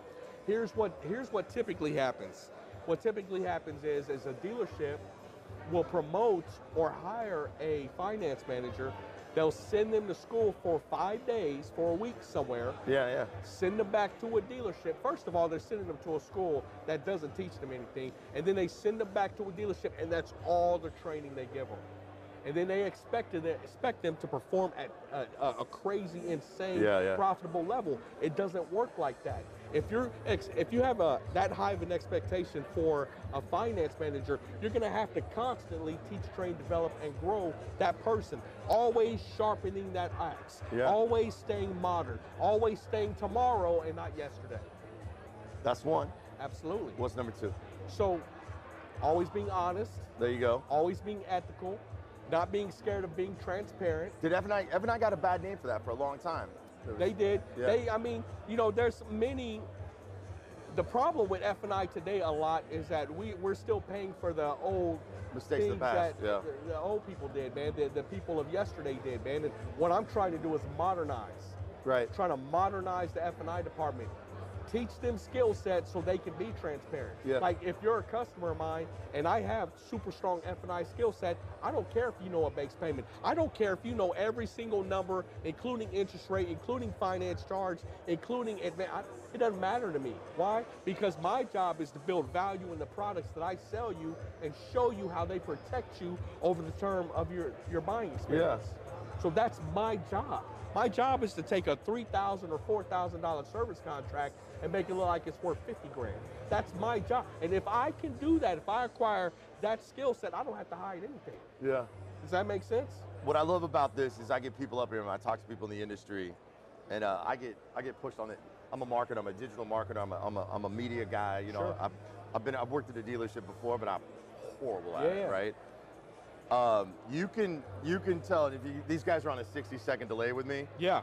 But your passion is amazing. You can tell that you love what you do, man. Yes. Because I talk to a lot of people. Yeah. Consultants, sales consultants, F&I consultants. And you could just see the word track or just whatever they're saying, right? Yeah. But you're leaning forward and this passion is just... Man, I'm not number one by accident. Yeah. It don't happen by accident. I'm not business partners with Grant Cardone in the field of F&I for no reason. I lived it. Yeah. So it's just what I do, man. I lived it. And so most F&I companies, trainers, these big warranty companies, they train on what they think.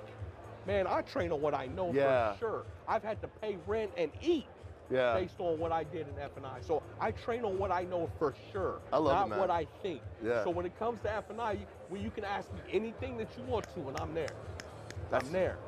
How does, if somebody wants to, I don't want to make it like a pitch for your company, but absolutely, you got me fired up. I'm looking for my guys that own dealerships. Come on. I just had Terry Miller from Galpin Ford up here earlier. I was about to say, you met Shaka? You need to meet Shaka. Yeah. If somebody's in F&I, so the group that you have that's on Facebook is close 18,000 people that are on there. Are they all in F&I? Are they in the car business? And how can somebody get in touch with you and get into this kind of thing? Yep, so the group that's on Facebook, it's the F&I 20 group, largest F&I focused group. Yeah. So it's F&I focused and not just F&I managers. Okay. So I've got dealer principals in there, general managers in there, GSMs in there, F&I directors, finance managers, and salespeople in there. I also have my partners in here. Yeah. Our F&I partners, bank lenders, CDK, Reynolds and Reynolds, the people that we use in F&I day in, day out. So anybody watching this that wants to be part of that group, the F&I 20 group, just ask to join, and we'll get you approved to be a part of that network. And what's great about that network is, I could have a finance manager in Orlando, Florida, doing a lease for someone who lives in Texas. Yeah. And so what they'll jump on, they could be at a Toyota store and say, hey, are there any additional fees or something I should look out for? I'm doing the lease for somebody in Texas. I'm in Orlando. A guy in Dallas, Texas will jump on and say, hey, you need to do this. And immediate too, right? Yeah. There. Just like, it's like having... It's a machine. As you and I are like talking. Like Google, man. Like, yeah. As you and I are talking, it's a machine. They're doing it right now. That's incredible. Right now. That is incredible. What about for what you do at the store and training and do all this? I don't know how that works. Do dealerships reach out to you? Do you? Yeah. So. Because I'll hire you right now. Like if I had, we need to get a store. Yeah. So dealers reach out to me. Those dealers that understand that they might be underperforming, they reach out to me to do a consultation and analysis for their store, for their F&I departments. I do that for free. Oh wow. I'll check out how they run their store, the people they have in their store, the numbers they're running in their store, why they're doing it, their book of business, new, used, prime, subprime, etc. And I'll teach them if they have areas of opportunities. I'll show them where they may have areas of opportunities. And then at that point, if it's a good fit for me to come work with that store, we'll put an agreement together. I'll come in and I'll work with that store. And I'll build that F&I department from the ground up. And listen, building an F&I department has a lot more to do than just the F&I managers. It's the process of the entire store. Check this out. Now, I'm gonna ask you a question. So the F&I, when do you believe a deal starts for F&I? When does a deal start for an F&I manager? I believe it starts as soon as I go in the box. As soon as you go in the box, check this out. A deal doesn't start when it goes in the box. A deal starts for an F&I manager when that customer finished up their last deal with that last F&I manager. Oh, I see. Because that last F&I manager, whatever experience that last F&I manager put that customer through, guess what has to happen the next time they buy a car? We have to deal with that. And our job is not only to sell the product, generate revenue, but we have to out-experience their competition. You see what I'm saying? Yeah. So it's in my head, I'm thinking about my last experience when I was buying a car. Yeah, brother, it's building an entire F&I department, and I call it building the F&I dealership. If the F&I department is the revenue generating department of the dealership, I'll take that store and put them up against anyone as far as eating up market share. Yeah. Because having a super strong F&I department will allow the desk and the sales floor to take whatever deal they want to. Why? Because they can rely on the F&I department to generate the revenue. Yeah. You got me pumped up. Come on, Drew, man. you pumped up? He's got his headphones on. I know these. Whew. Hey, I want to thank you for coming, man. It's a pleasure to find me. I'm going to connect with you online. Yeah, definitely. Man, just the passion alone. Yes. It's just, I don't know anything about finance and insurance or anything, but the passion alone is infectious, man. And I appreciate it. And what we're going to do is we're going to make sure when so this is live right now, this is get out there, but we're going to cut these down and have the different segments. You're going to have your own segment. Good. We're going to put all the contact information that I can find and reach out to you and get that. Sure. Because I think this is, I'm thinking of my last time that I was in the box. The time I've been going to the same dealership for a while. Yeah. I'm trying to think of that experience, and if they probably need somebody like you, right? And a lot of dealerships need somebody like you, man. Sure. Because they don't know what they don't know. That's right. So thanks a lot, Chuck. I appreciate one more handshake here. I appreciate it. We're going to be back here live, NADA, Modern Dealership Live. Drew, you want to buy a dealership now, don't you? Hire Shaka to come in and just fix that thing, man. It was like, woo. All right, thanks a lot. We're going to be back. We'll pause this off. We'll be live with you here in just a little bit here. And NADA San Francisco.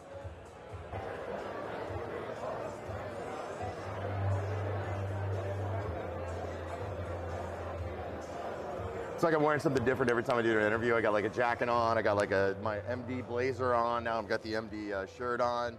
Jared's been wearing the whole thing. The difference between Jared now than you would have seen Jared 5-10 minutes ago is he's calm now. Yes.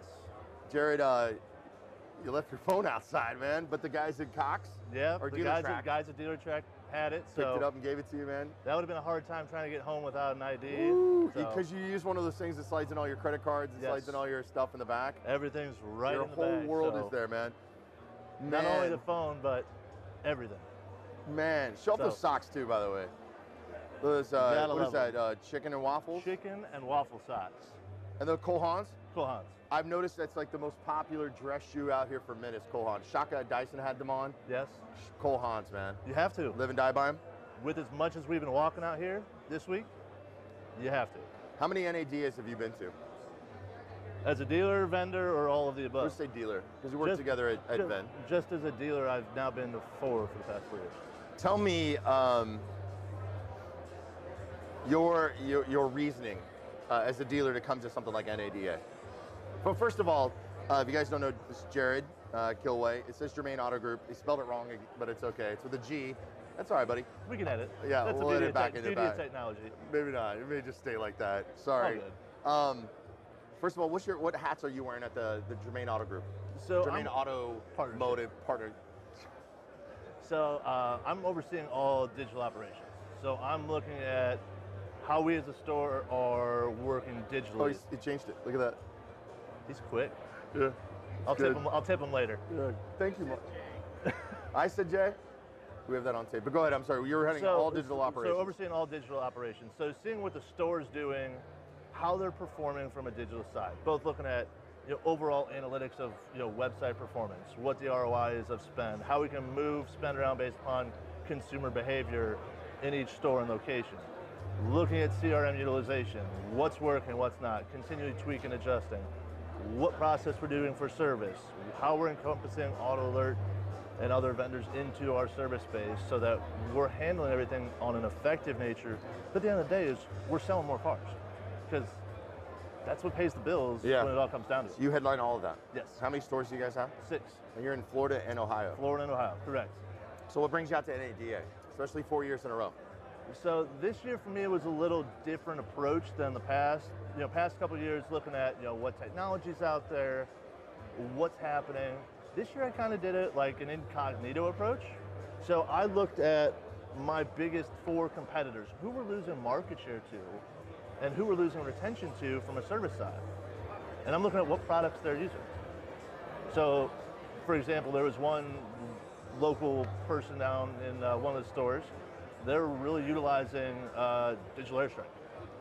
So I just went, sat through, got a full-blown demo. Now that I know how their system works, I can better develop our internal strategy to combat that so we're more effective. So you're not here to buy, you're here to do some intel. Correct. Give me 1 second, 1 second. I'm going to scoot you up just a little bit. When we were looking for your phone, the chair leg, we would probably end up going back and make great video. That would have been awesome. So you come out, you listen to what your competitors are using, and then you want to go see what that product does. Correct. And what do you think? What do you think of Digital Airstrike? They have some cool pieces. I mean, I've looked at them from a store side years ago, and they're like, it was close, but it wasn't to where it is. They developed some really interesting social pieces, but I'm looking at from what that cost is to run, compared to what I can do with our process for less money and be as, if not more effective now that I know exactly how they're targeting it. Yeah. So it's asked me as a dealer then. Let's say you've got dealer A, I've got dealer B. I sell on volume, you sell on gross. I sell 200 cars a month or a year. You sell 100 cars a year, but you actually make more money. Who's the more successful dealer? It all depends upon what the overall strategy for the store is. Because what you'll find is a lot of the times that the store that is doing more volume on your financial net is actually making more money because most likely they have a higher service retention. Good point. And the service retention is where majority of the net profit for the store is these days. You can master service retention, then you're getting there in the game. Absolutely. Yeah. I mean, that's the play right now, especially with some of these big volume dealers down in Florida. I mean, to compete with them, I mean, some of these stores are averaging $2,000 to $3,000 losses on new cars.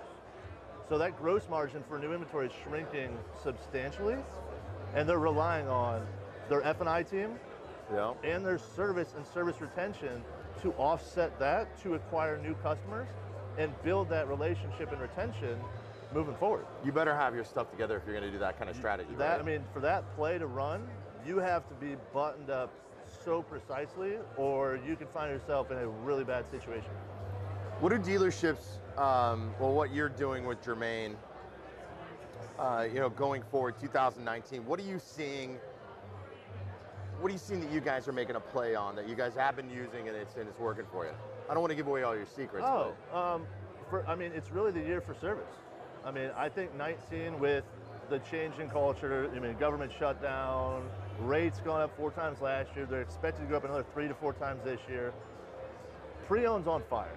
Everybody knows pre-owned business has been on fire because it's an affordability, and picking up a certified car 4, 5, 6 grand less than MSRP, you're seeing a lot more people take that action. Yeah. But it's building that service retention and service relationship, so you be able to do those new car transactions at the lower gross profit margin. So for 19, really, I think it's the year of service. And some of the quick ways to go about it are, we partnered with Owen Moon over at Fixed Ops Digital. Because traditionally on websites, service content makes up maybe an eighth of the overall pages on site. Right. So they do like 5 custom landing pages with Fixed Ops Digital, real cool mobile wallet technology that they have, and then, dynamic specials, every month for you. Yeah. It really complements like what Sean Stapleton is doing with Dealer Teamwork on the variable side. It's kind of not the same, but similar principles for their business on the fixed. Is your budget switching? Are you allocating budget for that, or are you moving it? For not allocating, but when you when you say all things digital, that also includes the digital marketing that the dealership is doing. So it's always been make, model, year. That's what you got to target. Your keywords, you're buying search for that. Facebook's always been, models and all that, or culture, and not a lot of service. Yeah. So what I'm asking is, the dealership, do you allocate the funds coming from the front of the house, or are you making a new budget just for fixed ops? You have to look at really the budget nowadays. You can't look at an overall budget for one side versus the other from a digital standpoint nowadays. You have to look at it from a holistic aspect at the store and break off percentages to grow. And if you want to grow and grow fast, get more people in service. Yeah. I mean, the Toyota store down there, roughly around 80 to 100 cars a month off the service drive. Right. Utilizing auto alert, but also, utilizing some paid search. Just through the 23rd of the month, I had, pulled the numbers, and we have the Google Beacon technology. Right. About $200 in spend, and I can attribute down to 35 people coming in that had clicked on a service ad based upon the Beacon tracking that have actually visited the store in the past 7 days. Really? So, the ROI there is just astronomical. Explain that Beacon some more, the Google Beacon. So Google Beacon will pick up based upon customer device. So as long as they have a Gmail, you have it on your phone. Which I do, yeah. You're tracked. Tracked by Google Beacon. Yep, you're tracked by Google Beacon. And if you've clicked on an ad, I can now track you back to exactly where you visit and locate. So if you were to click an ad on your phone off of, Cole Haan, you're going to the Cole Haan store, you see an ad here, you click it. If they have that site with a beacon set up, they can attribute I see. If I do a walk-in. You clicking on the ad down to a walk-in. Same way we track, phone calls and leads, but you can actually track the consumer behavior. Did you see what we were doing with geofencing? Yes. On competitors? Have you seen that? I just met with Becker about it a few minutes ago. And yeah, where we're able to tell you the customer's already inside your system. Make sure we're on the same page. Already inside your system, they go to your competitor's dealership. Yeah. That will ping you and let you know, hey, here's a customer. Do you like that? It's a little creepy, but as a tech guy, I love it. Do you guys have blue laws in Ohio or Florida? Are you guys closed ever during the week? Or 7 days? Because it'll do the same thing. Florida is not. No, okay. Ohio is not, but we are closed on Sundays. Because it does the same. Did he tell you that part too? Yeah. That they'll let you know if a customer comes onto your lot? Uh-huh. That's pretty awesome. It's Technology incredible. is getting crazy, man. Well, it's the technology, but really where I think the industry is continuing changing is so many different people are playing in similar spaces. How does myself as a dealer take all this new stuff and make it applicable to have a process to build and run? You said outside where you left your phone that 2019 is all about data and process. Yes. It's all about data, all about process. 100%. And so how do you take all this new stuff that's happening, all this innovation, all this, and implement it, to research it, to do it? You ever seen, I brought this the third time I probably brought this up, Joe Webb's, the history or the whatever of the internet manager? Yes. Uh-huh. It's still continuing, isn't it? Oh, yeah. Because it made it look like it stopped, but it's absolutely still continuing.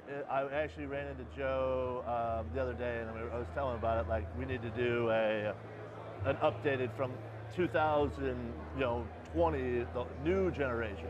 That's crazy. But it's continuously evolving. And that's where I think from a dealer standpoint is we're missing that piece, because a lot of the stores are spending the money on the great technology. They're spending the money to do what the technology is supposed to do, but there's no internal process or accountability to run the play. Right. I mean, it's like, I'm a big Ohio State fan. It's like Urban Meyer's calling the plays, and the quarterback is audible in 100% of the time. And that's kind of what's happening in a store. You're leading as the owner of a store or someone in my position of, here's a tool, here's a process, this can be effective. But without management accountability, you're never going to get the results that you need. I heard that one of our, let me see if he's still here. He was here a little bit earlier. Steve Ewing is out of Atlanta, Georgia. He's got a Ford store down there. Was talking about process deterioration, meaning that you set up amazing processes inside of a store, and it goes so well for so long that somebody forgets to go back and fine tune and update, and then it just falls apart. 100%. Yeah. Yeah. You're an Ohio State fan? Of course. Live and die? Yes. All right, so have you ever met Megan, who I date, right? Yeah. You have met? Last year. Yeah, she's still here. She's right over there. Right, I want to give you something here. You ever heard the name Matt Barnes before? Yeah. Where have you heard that name? I mean, you may get it wrong because I'm leading you into something here. Matt, well.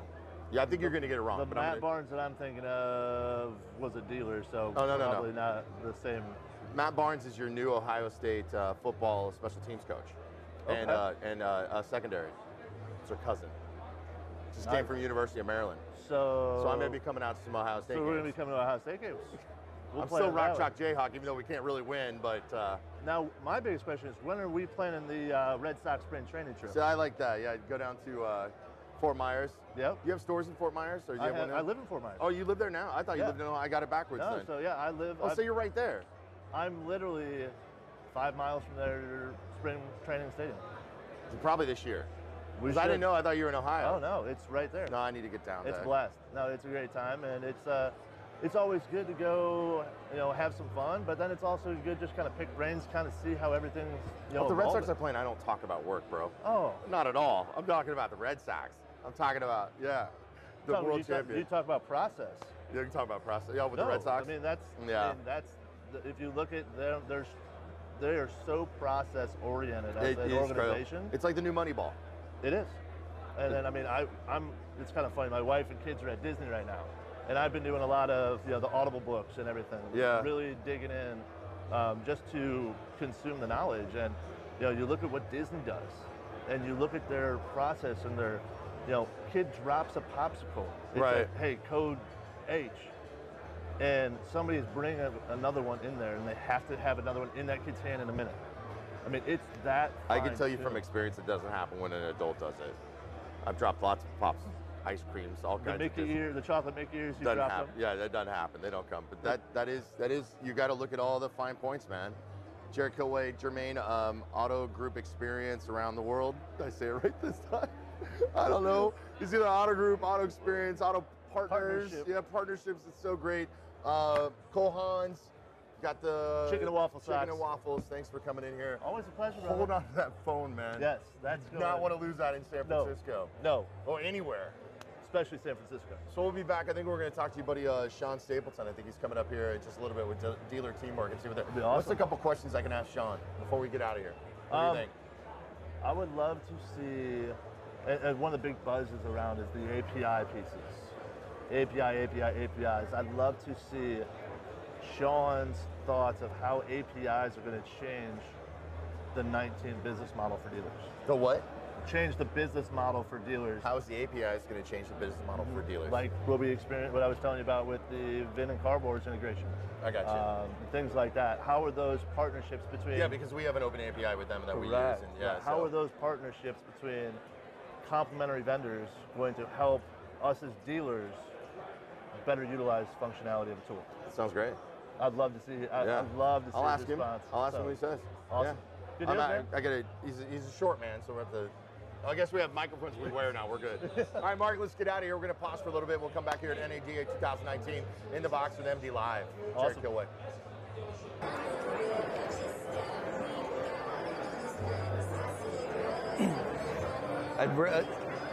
We're live right now.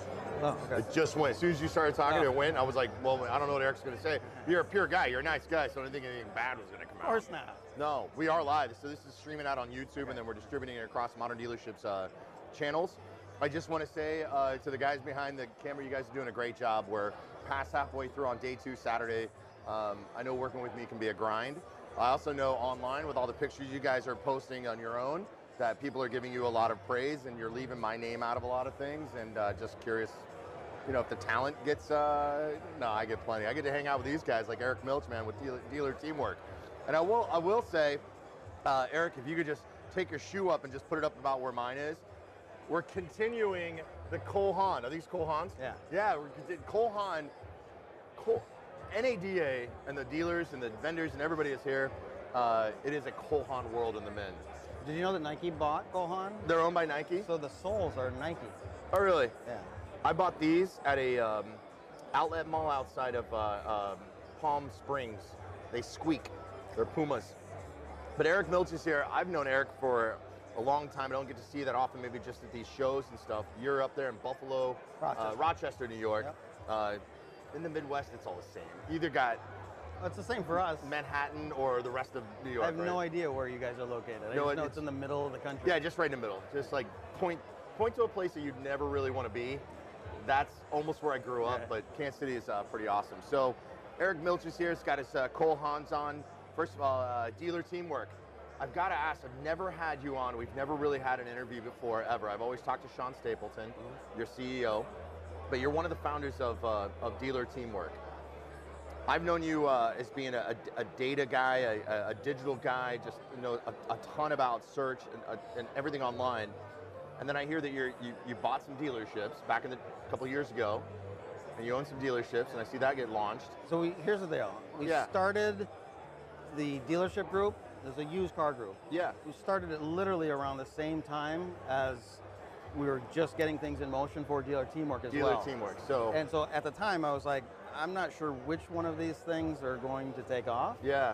Obviously very, very fortunate. Both of them have done very well. That's why you got the nice jacket. Yeah. So I'm a resource for the dealership. Yeah. Obviously 99.9% of my time is spent with Dealer Teamwork. Yeah. That's where it's needed. But that's where the focus is. But in terms of how we truly got started, enough credit, Joey, can't be given to Dan Mondello and Pat Walker. Those are our other 2 partners. Yeah. A lot of people may know Dan. He's a dealer out of Boston, and then Pat was the IT guy. He was the brains behind everything. Really? And so, in their store, they were tasked with solving a problem, and that was just updating the specials. Yeah. And Pat is such a natural whiz, much like Matt Watson. Yeah. Very similar type. So he wound up coming up with a solution. Took him a couple days or so, and got it going. They solved the problem, and then Dan was the brains behind saying, "Hey, you know what? This is a really, really good idea. It solves a major problem." So you just built it and kind of did it for the dealerships that you're opening. Well, that's what Dan and Pat did originally. So what they wanted to do was just they wanted to test the waters, and they wanted to say, can this be a viable solution that we bring to the community? And so he called me. And small world story for you real quick. How'd you know these guys? That's the thing. I remember when we did that dealer think tank micro series with Joe Webb and Jeff Kirshner and Jerry Tebow and those guys. We did a Boston show, and Dan and Pat were in the audience. They saw me speak. We met them there. But then a couple weeks later, Dan sees me tagged in a photo online with his cousin. And so you were connected.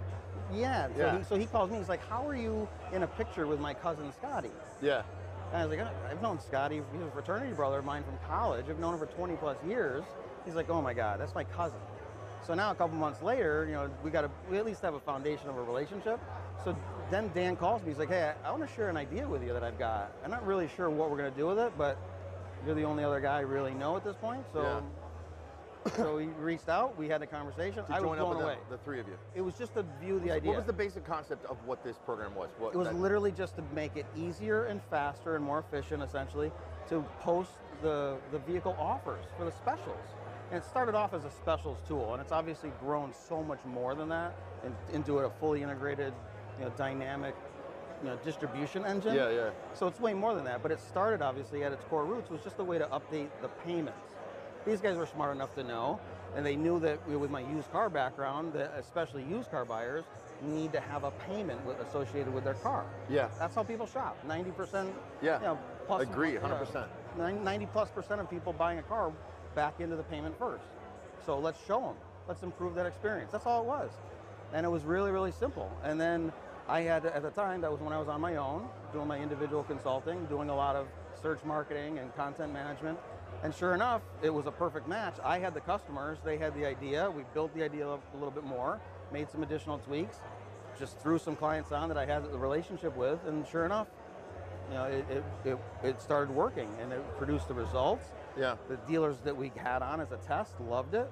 And then fast forward, everything that happened with Sean when he left, I started just relying on him as a friend. Sean left Vin Solutions, Cox Automotive at the time. And he wasn't planning on doing anything for that Right. year. And as Sean likes to put it, I ruined his retirement. He was just wrapped up in this. He loved it. Yeah. And so when the time came and he was free to do something, he just said, he goes, I want in. I want a piece of this. He saw the forest for the trees too, which was, it was just the perfect aligning of the stars. And it just lined up perfectly. How does that work too? Because I worked with Sean. He was a chief sales officer with me at Vin Solutions, and Sean is a machine. Yeah. Sean is and not only when he gets passionate about something, he is like wound up, explosive, right? Goes to 11. And he's one of the best. He is probably the best besides, I'm going to put Mike DeLay up there at the top, salespeople I've ever met in this industry. You seem a little bit more laid back, a little bit more into the weeds and stuff. How does that? I always like, I'll tell you like this, Joe. I like to position myself more as the buffer between the true heavy tech, like from Pat, and the sales side of it. So I'm kind of, the classic SME type of relationship. So I can help break things down from the tech side of it and help, paint the visualization for Sean and kind of arm him a little bit better. And then he's off to the races. Then he doesn't need anybody else. He just needs to keep doing it. He's a walking PR machine, isn't he? Totally. And so, so Dan and I have, over the last couple of years, we've kind of positioned ourselves more so as an extremely valuable resource to educate Sean even more. Yeah. Because we know, obviously, as a team, if we can teach Sean better things, faster things, newer things, and I'd love to try to at least stay on the cutting edge of, what's new and, keep a step ahead. Like for instance, we've been paying a real close attention to like conversational search, long form content landing pages, more schema wrap and more of the structured data type of back end to be able to give the signals that Google needs to be able to find the content that matches somebody's search intent. Yeah. And so just that little spiel itself, us just breaking it down to share with Sean, makes him so much more valuable. He's getting into it. He's understanding. This guy came from a CRM world, and we all relied on each other in the beginning to rely on Sean's vast experience to be able to say, hey, I've done this so many times before. Let me take a break here for a second, pause, and understand. Let me share with you guys all the mistakes we ever made. I have an opportunity to do this again, literally learning from everything. That's awesome. It's the classic, Sean, it means a lot to me. I mean, anybody who's watching this never met Sean Stapleton, and you have him in as your CEO. Yeah, and so to have somebody like that, that is willing to take that risk, because Sean could have done anything. Yeah. Could have there was gone rumors anywhere. that he was going to come with us. Absolutely. Yeah. And so, and it's funny. I'm not a sales guy, but I hold it over Sean's head that my best sale was closing him. But so you're a closer. You are a closer. How many employees you guys have been in business now? 3 years? It's just over. Call it. We're approaching 2.5. 2.5. So. Years. How many employees you guys have now? Because you're based out of, are you in Minnesota? Somewhere about 90 to 100 or so. That shows that's pretty. But again, it comes back to, keep in mind, there was 4 of us. Yeah. And then all of a sudden Sean says, you know what you need, Eric? You need to talk to my sister. And back then I was like, you have a sister? So I didn't even know about Because we've Katie. got one of the sisters. I know, and on top of that, I didn't even know she had a twin. Yeah. So Katie comes up to Rochester, spends a couple days up there with me. We, it was the first time I met her, hit it off awesome, and we, so from there we wound up building a nice relationship, and she's amazing. Credit to her for creating the initial foundation for all of our processes and the customer journey stuff. And Dan and I are not cut out for that. You know, and I'm sure you've heard it a million times. Stick in your lane and do what you're good at, and that's what Katie instilled upon us. And it was a struggle for a long, long time. For a long, long time like that, for us to be able to stop doing the things we're not good at. And Katie's favorite line for a whole year was literally "Stay in your lane, stay in your lane." I've heard online. I've heard when you're beginning a startup, any kind of startup business, you need 3 characters. You need the hustler, the hipster, and the oh, am I gonna ruin it now? The hustler, the hipster, and the hacker. Right? Have you heard this before? Yeah. And it seems like you guys had a perfect combination, and you guys all stayed in your lanes. And believe me, it was tough. There was a lot of learning from that. But I can't give enough credit on top of that to just the combination of Sean and Katie, laying down the DNA that we baked in. Because very few companies, how many times does a company try to change their culture? Right. Well, Sean said that immediately. He's like, I don't want to have to change this culture, so we're going to start it right from day one. And if you're not in, you don't agree with that, then get out. So rule number 1 was obviously trust. We had to all trust each other. That was the foundation. And then from there, as we all had to have the same characteristics in order for us to scale the culture. Right. And so by doing that, he laid down the groundworks for that foundation, and that was just simple. Everybody is hired on attitude, effort, and ethics. Right. And if you don't have one of those, you're not in. You can't be part of it. Is dealer teamwork, and forgive me because I live in the marketing world and advertising with Modern Dealership Magazine and Auto Alert. So in the last year or two, is dealer teamwork replacing VDPs? Or what? How's that work? It's a good way to put it. Is it you are replacing VDPs? Yeah, and again, from my perspective, and this is the search engines obviously agree, and this is where I adopted it from, was doesn't matter the business, the market, the product. Google wants traffic to go to a relevant landing page. Right. Absolutely. That's what they want. So they don't view that VDP necessarily as a product landing page, the way we would like to have it. Right, whether it's simple UI UX differences. Like on Amazon, if you're on Amazon, you look for exactly. Yeah. But just the simple foundation of the content that is there, I believe in my heart, and I know because I've seen it now over a couple of years, Joey, is the data that proves that these pages wind up becoming the catalyst for engagement, more engagement, and deeper conversion. Yeah. Because that journey is not linear anymore. And they come and go in and out different paths, but ultimately when we get there, somebody could be in the market for 72 hours or 72 days, but again, we've seen it where these pages, these now, they answer the question, how much is the car? Does it have a third row? It answers the questions people are actually searching for. Right. And most importantly, it's got the payments. And then it creates that omni-channel type of approach where it's consistent. If you see the Nissan Maxima, lease on the TV, the dealer is going to have the opportunity to put that same price in their system, which is then it needs to published out. Yeah. It's on the landing pages, it's in the email campaigns, it's in the paid search, it's in the Facebook posts. So, right message, right people, right time, over and over again. Too. Yeah. Exactly. So, when you're doing this and you're putting this all together, and like what had happened last year is that we announced an open API with dealer teamwork. What is API meaning to dealers? Because you guys got to connect, right? You're not building websites. You're building the right, correct searchability in these pages that are online. How much does APIs are going to mean to dealers in 2019? Having open APIs like companies like you and Auto Alert working together. It sets the foundation again for that whole concept of MarTech and the marketing automation. And that was one of my key predictions for this year as well. And I'll be honest, I simply borrowed that prediction from Google. Yeah. In terms of them saying automate everything. It's not set it and forget it, but automate it and manage it. And you need to have those tools in place. So these open APIs and just that omnichannel approach and that distribution and syndication. So we made it real simple. You create, you distribute, and you manage. That's all we have. We basically made that process as simple as possible. It's in our tagline. Make digital marketing easier to understand and use. And most dealers know that they have to create it. but they certainly don't know how to distribute it consistently.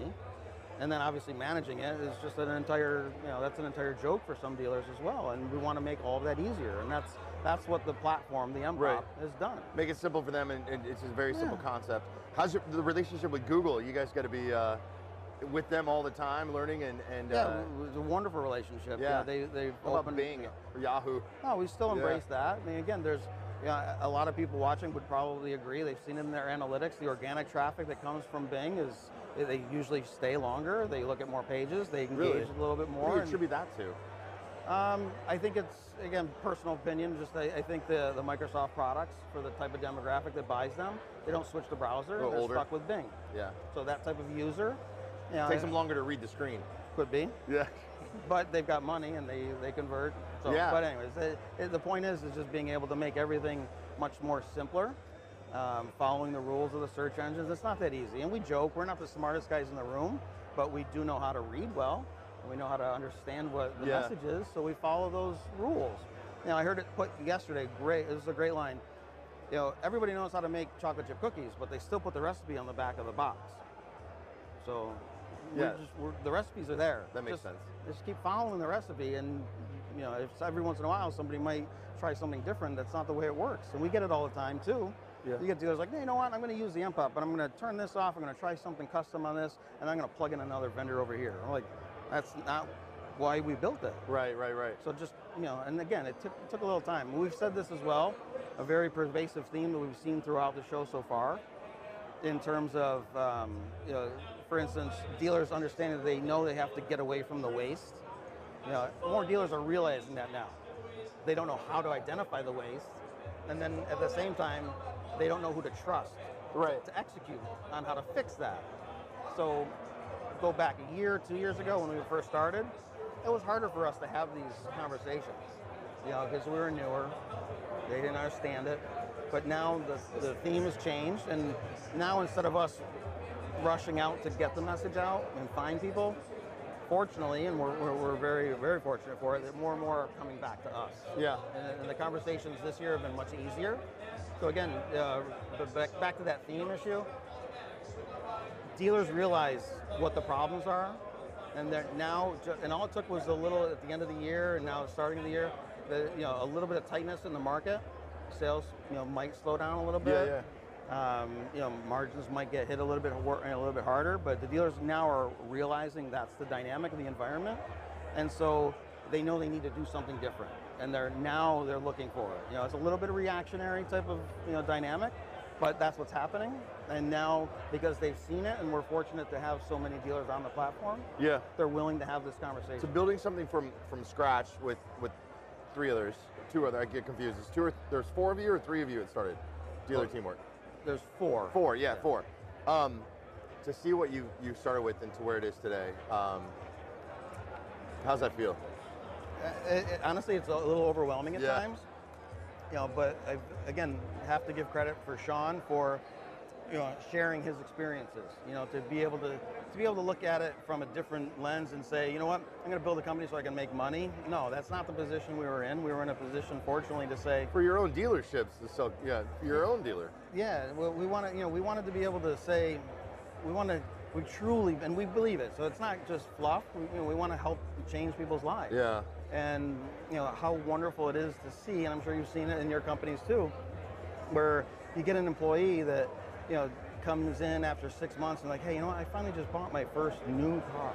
Yeah. And to see that, and for these people to grow and learn, to grow and learn both personally and professionally, that's rewarding. And I personally love to see that. And so to have a culture like that, to see these people, affecting so many people, and families, and change the way that they, can take care of their families. So that's a good thing. So yes, that's a little overwhelming at times. We want to make sure that we can provide for them, so they can provide.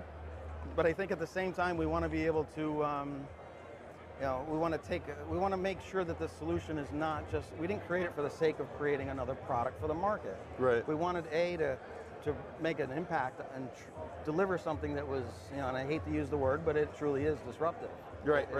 It's, and it is in fact doing that. So we want to, we want to create a legacy type of, lineage in terms of, yes, this is something that is sustainable. Yeah. And we have the mindset and the approach and the philosophy to be able to say, as things continue to change, we're going to be aware of that, and we're going to be able to respond in kind. So nothing but more growth from you guys, huh? Yeah, there's so many more opportunities. Obviously, there's the opportunity outside of automotive as well for other market verticals. That's what I want to ask people that are building there's got to be other verticals that this stuff works in. Like we've looked at with our Pando, the communication atmosphere. Which brings me, I think I heard loud Dave Murad running around. Did you hear Dave Murad at all? Do you know Big Cat? Yeah. Oh my goodness. But I do have to play a little game with you real quick, all right? All right. And if you're uncomfortable answering any of these questions, all you have to say is pass. Okay. It's going to be, this little game we're going to call it is called, Where They At? Oh. You like that? Can we put it Where They At? Right? Ash Jeeves. Where they at? What happened to Ash Jeeves? I have no idea. Gone? I think they're actually still around in a different format. Yeah? I believe they are. Yeah, I've always wanted to know. You guys ever I don't know. I don't know. Yeah, I remember it. It had the neat little logo with the butler or whatever. Yeah, some of the digital guys and ladies in the space do this. I own to go. The first one was Paglia, whatever. Ralph Paglia. Is he still around? Is he working at a dealership or? He's around. Is he around? I can't tell you where. Oh, okay. Because you don't know. Not keeping a secret. I was wondering because we'd been at the Internet Battle Plan and things like that. And when this is the group, JD Rucker. Have we heard from him? Is he in the industry still? You've been focused on this. I thought I'd get it from you because everybody loves Eric Milch, right? But I do have some bad news for you. Uh-oh. I know that you and I really kind of met each other at the Internet Battle Plan in Kansas City at the that was number Aria. 5. You remember that? It was at number 5? Yeah. Because I'd been at either the first one or something. Did you in Atlanta, Buckhead or whatever we were at with Jim? But and that's way back when he had the forum going as well. The Alpha, well, I guess it doesn't really exist or whatever. I got kicked out of the Alpha Dog tribe. I did hear that. I did hear about that. I just want to plead my case that it was all BS. But, I heard just chatter, but I heard you were just trying to do the right thing to help unhappy customers. Absolutely. Nothing wrong with that. Somebody put in there about Auto Alert, yes or no? We'll put a plea out to Jim. Yeah, I don't know what happened. Bring Joey Little back. But I ended up taking myself out after he made. I didn't want to see anybody responding to anything. But it was, you would say the same thing if you had a customer that did not like your, but anybody else in that same position would want to do that. And if they didn't want to do that, I would have to question where their head's at. Quite honestly. It was one dealer that was really afraid. They were about vendors when they would complain in these private groups about a vendor. Yeah.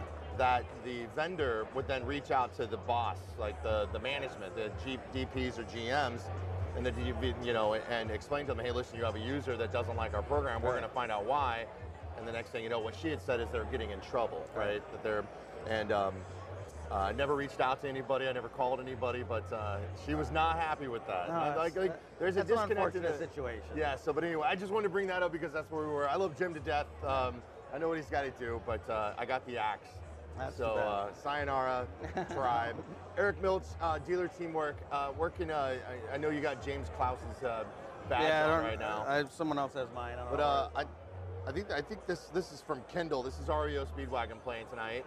You being upstate New York, Gen Xer, this is right up your alley. All right, thanks, buddy. Right? That's like the Chicago band, but thanks for coming on the Inside. Thanks for having me. It was great to see you guys. It's fun to have a conversation with you, wonderful to talk to you. Keep up the great work on your end as well. So. Having fun. The butterflies, any significant or just kind of? Yeah, I appreciate you asking that. Actually, that is a memorial pin. Yeah. My best friend Mike passed away about 4 years ago. Yeah. Suddenly, and I posted a lot online. We do a charity golf tournament, but at his funeral, his mom gave me that. So really? Whenever I wear my jackets, I always wear that. So. That's really nice, man. It just shows the kind of heart you have and the passion you have in this world. So thanks again, Eric Milch, Dealer Teamwork. We'll see you later. I think we've got a few more. Maybe I think the big cat's walking around. We'll talk to Dave Murad with Conversica, I think. You never know with that guy. All right, coming up next. Put them all up, put them on Facebook, or put them on YouTube, optimize them for your guys' names, stuff like that. Cool. Hope it sounds good. We're live here in NADA 2019. This is day 2. We also, so Dave asked, this is Dave Murad, ladies and gentlemen, Big Cat, the Executive Vice President of Conversica. Yes. I got that right, didn't I? Yes, you did. And Dave just asked, hey, what do you do with these? What do we do with these things? Well, we'll record here. We're live on YouTube, which we don't expect to get a whole lot of people watching these live. We put them through Pando, which is our internal channel back to all of our teams, so they can feel like they're here. But then we take these videos, it's pretty awesome, and we'll split them up by interview. We'll pull the audio out of them and create podcasts for In the Box podcast from Modern Dealership Magazine. It's one, so cool. this now will be a podcast. Then we take the video and we throw it up on YouTube, and so if people want to learn more about Conversica and learn more about Dave Murad, it helps you with your searchability, helps with your personal branding. We also just kind of distribute them out there. Other than that, I have no idea. Did you get new glasses?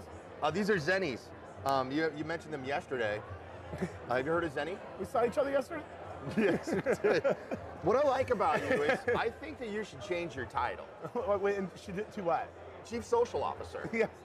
You agree? Yes, I heard that in the past. Yeah, you were you were a guy that, with Conversica, that you get down to business, you know sales, you know how to lead teams, you know how to motivate them, but at the same time, you also know how to entertain dealers, man. Well, and it's fun too, because I've been coming to this thing for over 20 years now. Jeez. And so it's almost like a high school reunion when, people's cards have changed and the faces have, gotten a little older, but it's fun to see everyone in the industry. You've changed as well. You've slimmed down. We talked about it last year. You Yeah, kept a the little weight bit. off. Good job. A little Congratulations on that. Thanks. A little bit. Is that what you said? You still look great. What size you wearing? Like an XL now or what? XL. So it's a 2X. I'm still trying to get down a little bit. You look good though. Tell me a little bit about, so you've been in the industry for a long time on the vendor side, Yep. right? Tell me what NADA means to companies like Conversica, to AutoAlert, to CDK, coming out here. Tell me, why do they do it? Why do you guys do it? Well, for us, it's kind of like threefold, if you will. We use this as a show to sell our wares. You have a lot of dealers in one area that you can educate and sell your product to. I also like it for being able to go, I think more and more we're building an ecosystem of vendors. And so what I like to be able to do is go see our other vendor partners, be able to drop in, say hello, and discuss future opportunities. And lastly, once a year, it's just a fun time. You get to see both dealers and customers you've had, as well as other vendor friends, and really get this, have some quality time here. You got some pull around here. You know a lot. I'm about to send you over to the Sirius XM booth because their volume keeps going up louder and louder and louder, right? And they don't understand that us Kansas City boys right here. I know you're from the Seattle area north, but we don't deal with this too much. No, so we're about to. I can see our friend Mike gets a little bit more stressed around it too. Conversica is AI, man. It's straight up AI. Yeah. Last time we talked, you're in the automotive industry, and tell me if I'm wrong, but I submit a lead as a customer on a website or whatever. A lot of dealerships have a challenge of answering that lead quickly, the right information, right? Right. And so what Conversica has done is created this artificial intelligence. You can have a conversation. Right. Your dealership, you guys take care of that until you get it to the point where in the funnel where they're coming in, you schedule appointments, all that for the that's the core of what Conversica does. Is artificial intelligence through. Totally. And one of the things about it is our lives get busier and busier. It takes a lot more attempts to get a hold of someone, especially via email or text. And salespeople are good at selling, but maybe you're not so good at cold calling and doing some of those other things. So I like to say we do a lot of the heavy lifting. We're able to take multiple attempts and it dynamically generates it. Exactly. And then hand off an opportunity to a salesperson to do what they do best. You talked about getting out of the vertical a little bit as well, staying in automotive. How's that been going? Because I know you run automotive. Yep. But what other verticals is this in? About half of our business now is outside of auto. Wow. We're in technology. We do education, for-profit education, so people that submit enrollment leads to different schools. Yeah. And aviation, just kind of across the board. So it is still expanding? Yep. Is there different EVPs, different verticals? No, we basically have automotive is kind of a global business, and then the rest of our businesses are mainly vertical driven. So we go in, we learn that vertical, try to get good at it, and bring some, because in any vertical that we go into, the AI still got to learn the language and the nomenclature, and so it gets smarter. Yeah. Auto we've been doing the longest, and so for us, it's our still Bread our and butter, biggest. man. Yeah, exactly. Yeah. How's Micah doing? Still doing Mike good? is doing great. They have a sales team. Is your entire sales team in Kansas City? So It's a couple blocks from where I live. It's yeah, really fun. we run all of automotive out of KC. All right. Yep. And so me still living in Bellingham area, I still, I'm there once a month for a week or so, get with the team. We've had this thing lately where anytime they break $1 million in a month, I come and we all go do something fun. And so You guys do $1 million months? That's awesome. This team has really done a great job of building the business, as well as I've gotten to see a lot of fun stuff around KC. Played pickleball the other day for the first time. Chicken and pickle up in the north? Yep. Yeah. I'll tell you about some other places that are pretty cool. Awesome. Some of them are boring. I'm going to mix them up together and let you decide. Okay. Right? But getting into that, because I know you got to get out of here. I know it's relaxing here. REO Speedwagon playing tonight. I know you're going to be there. But as the chief social officer of basically NADA, I mean the automotive industry, would you agree? No. Everybody knows you. Everybody, if you buy a drink for somebody, you have dinner with somebody, you'll stay up till 4 o'clock in the morning making sure a dealer is safe and making sure all that's going on. You're that guy. You're that liaison. So I want to test you a little bit. Liaison. That sounds. I like that. Chief liaison officer. Chief liaison. Okay. Drew's back there taking pictures of us. Here's what I want to ask you. I'm going to give you a meal. You tell me the perfect cocktail drink that goes with that meal. Okay. You ready for Yes. this? Yeah. Okay, spaghetti and meatballs. Chianti. Chianti. Yeah. All right. We're talking the old-fashioned cheeseburger and fries. Nothing goes better than a good, just classic Budweiser. A nice lager, right? Yep. All right. All right. Now let's get in. Let's go sashimi and sushi. I mean, rice wine. Am I just setting these up for you? Yeah, you All right. really Let's are. get a little bit. Let's get a little bit more into it. Chef Boyardee beefaroni. I'm gonna go with still a nice Chianti. Dave Moran, thanks. Thanks, big guy, buddy. man. Awesome. Thanks, Always First, fun. go check it out. You bet. We might be back. Hey, what's happening? We might be back. We don't know. We got more people. Maybe not. We're gonna hit the floor. So thanks for watching live here at NADA. MD Live in the Box. Thanks, man.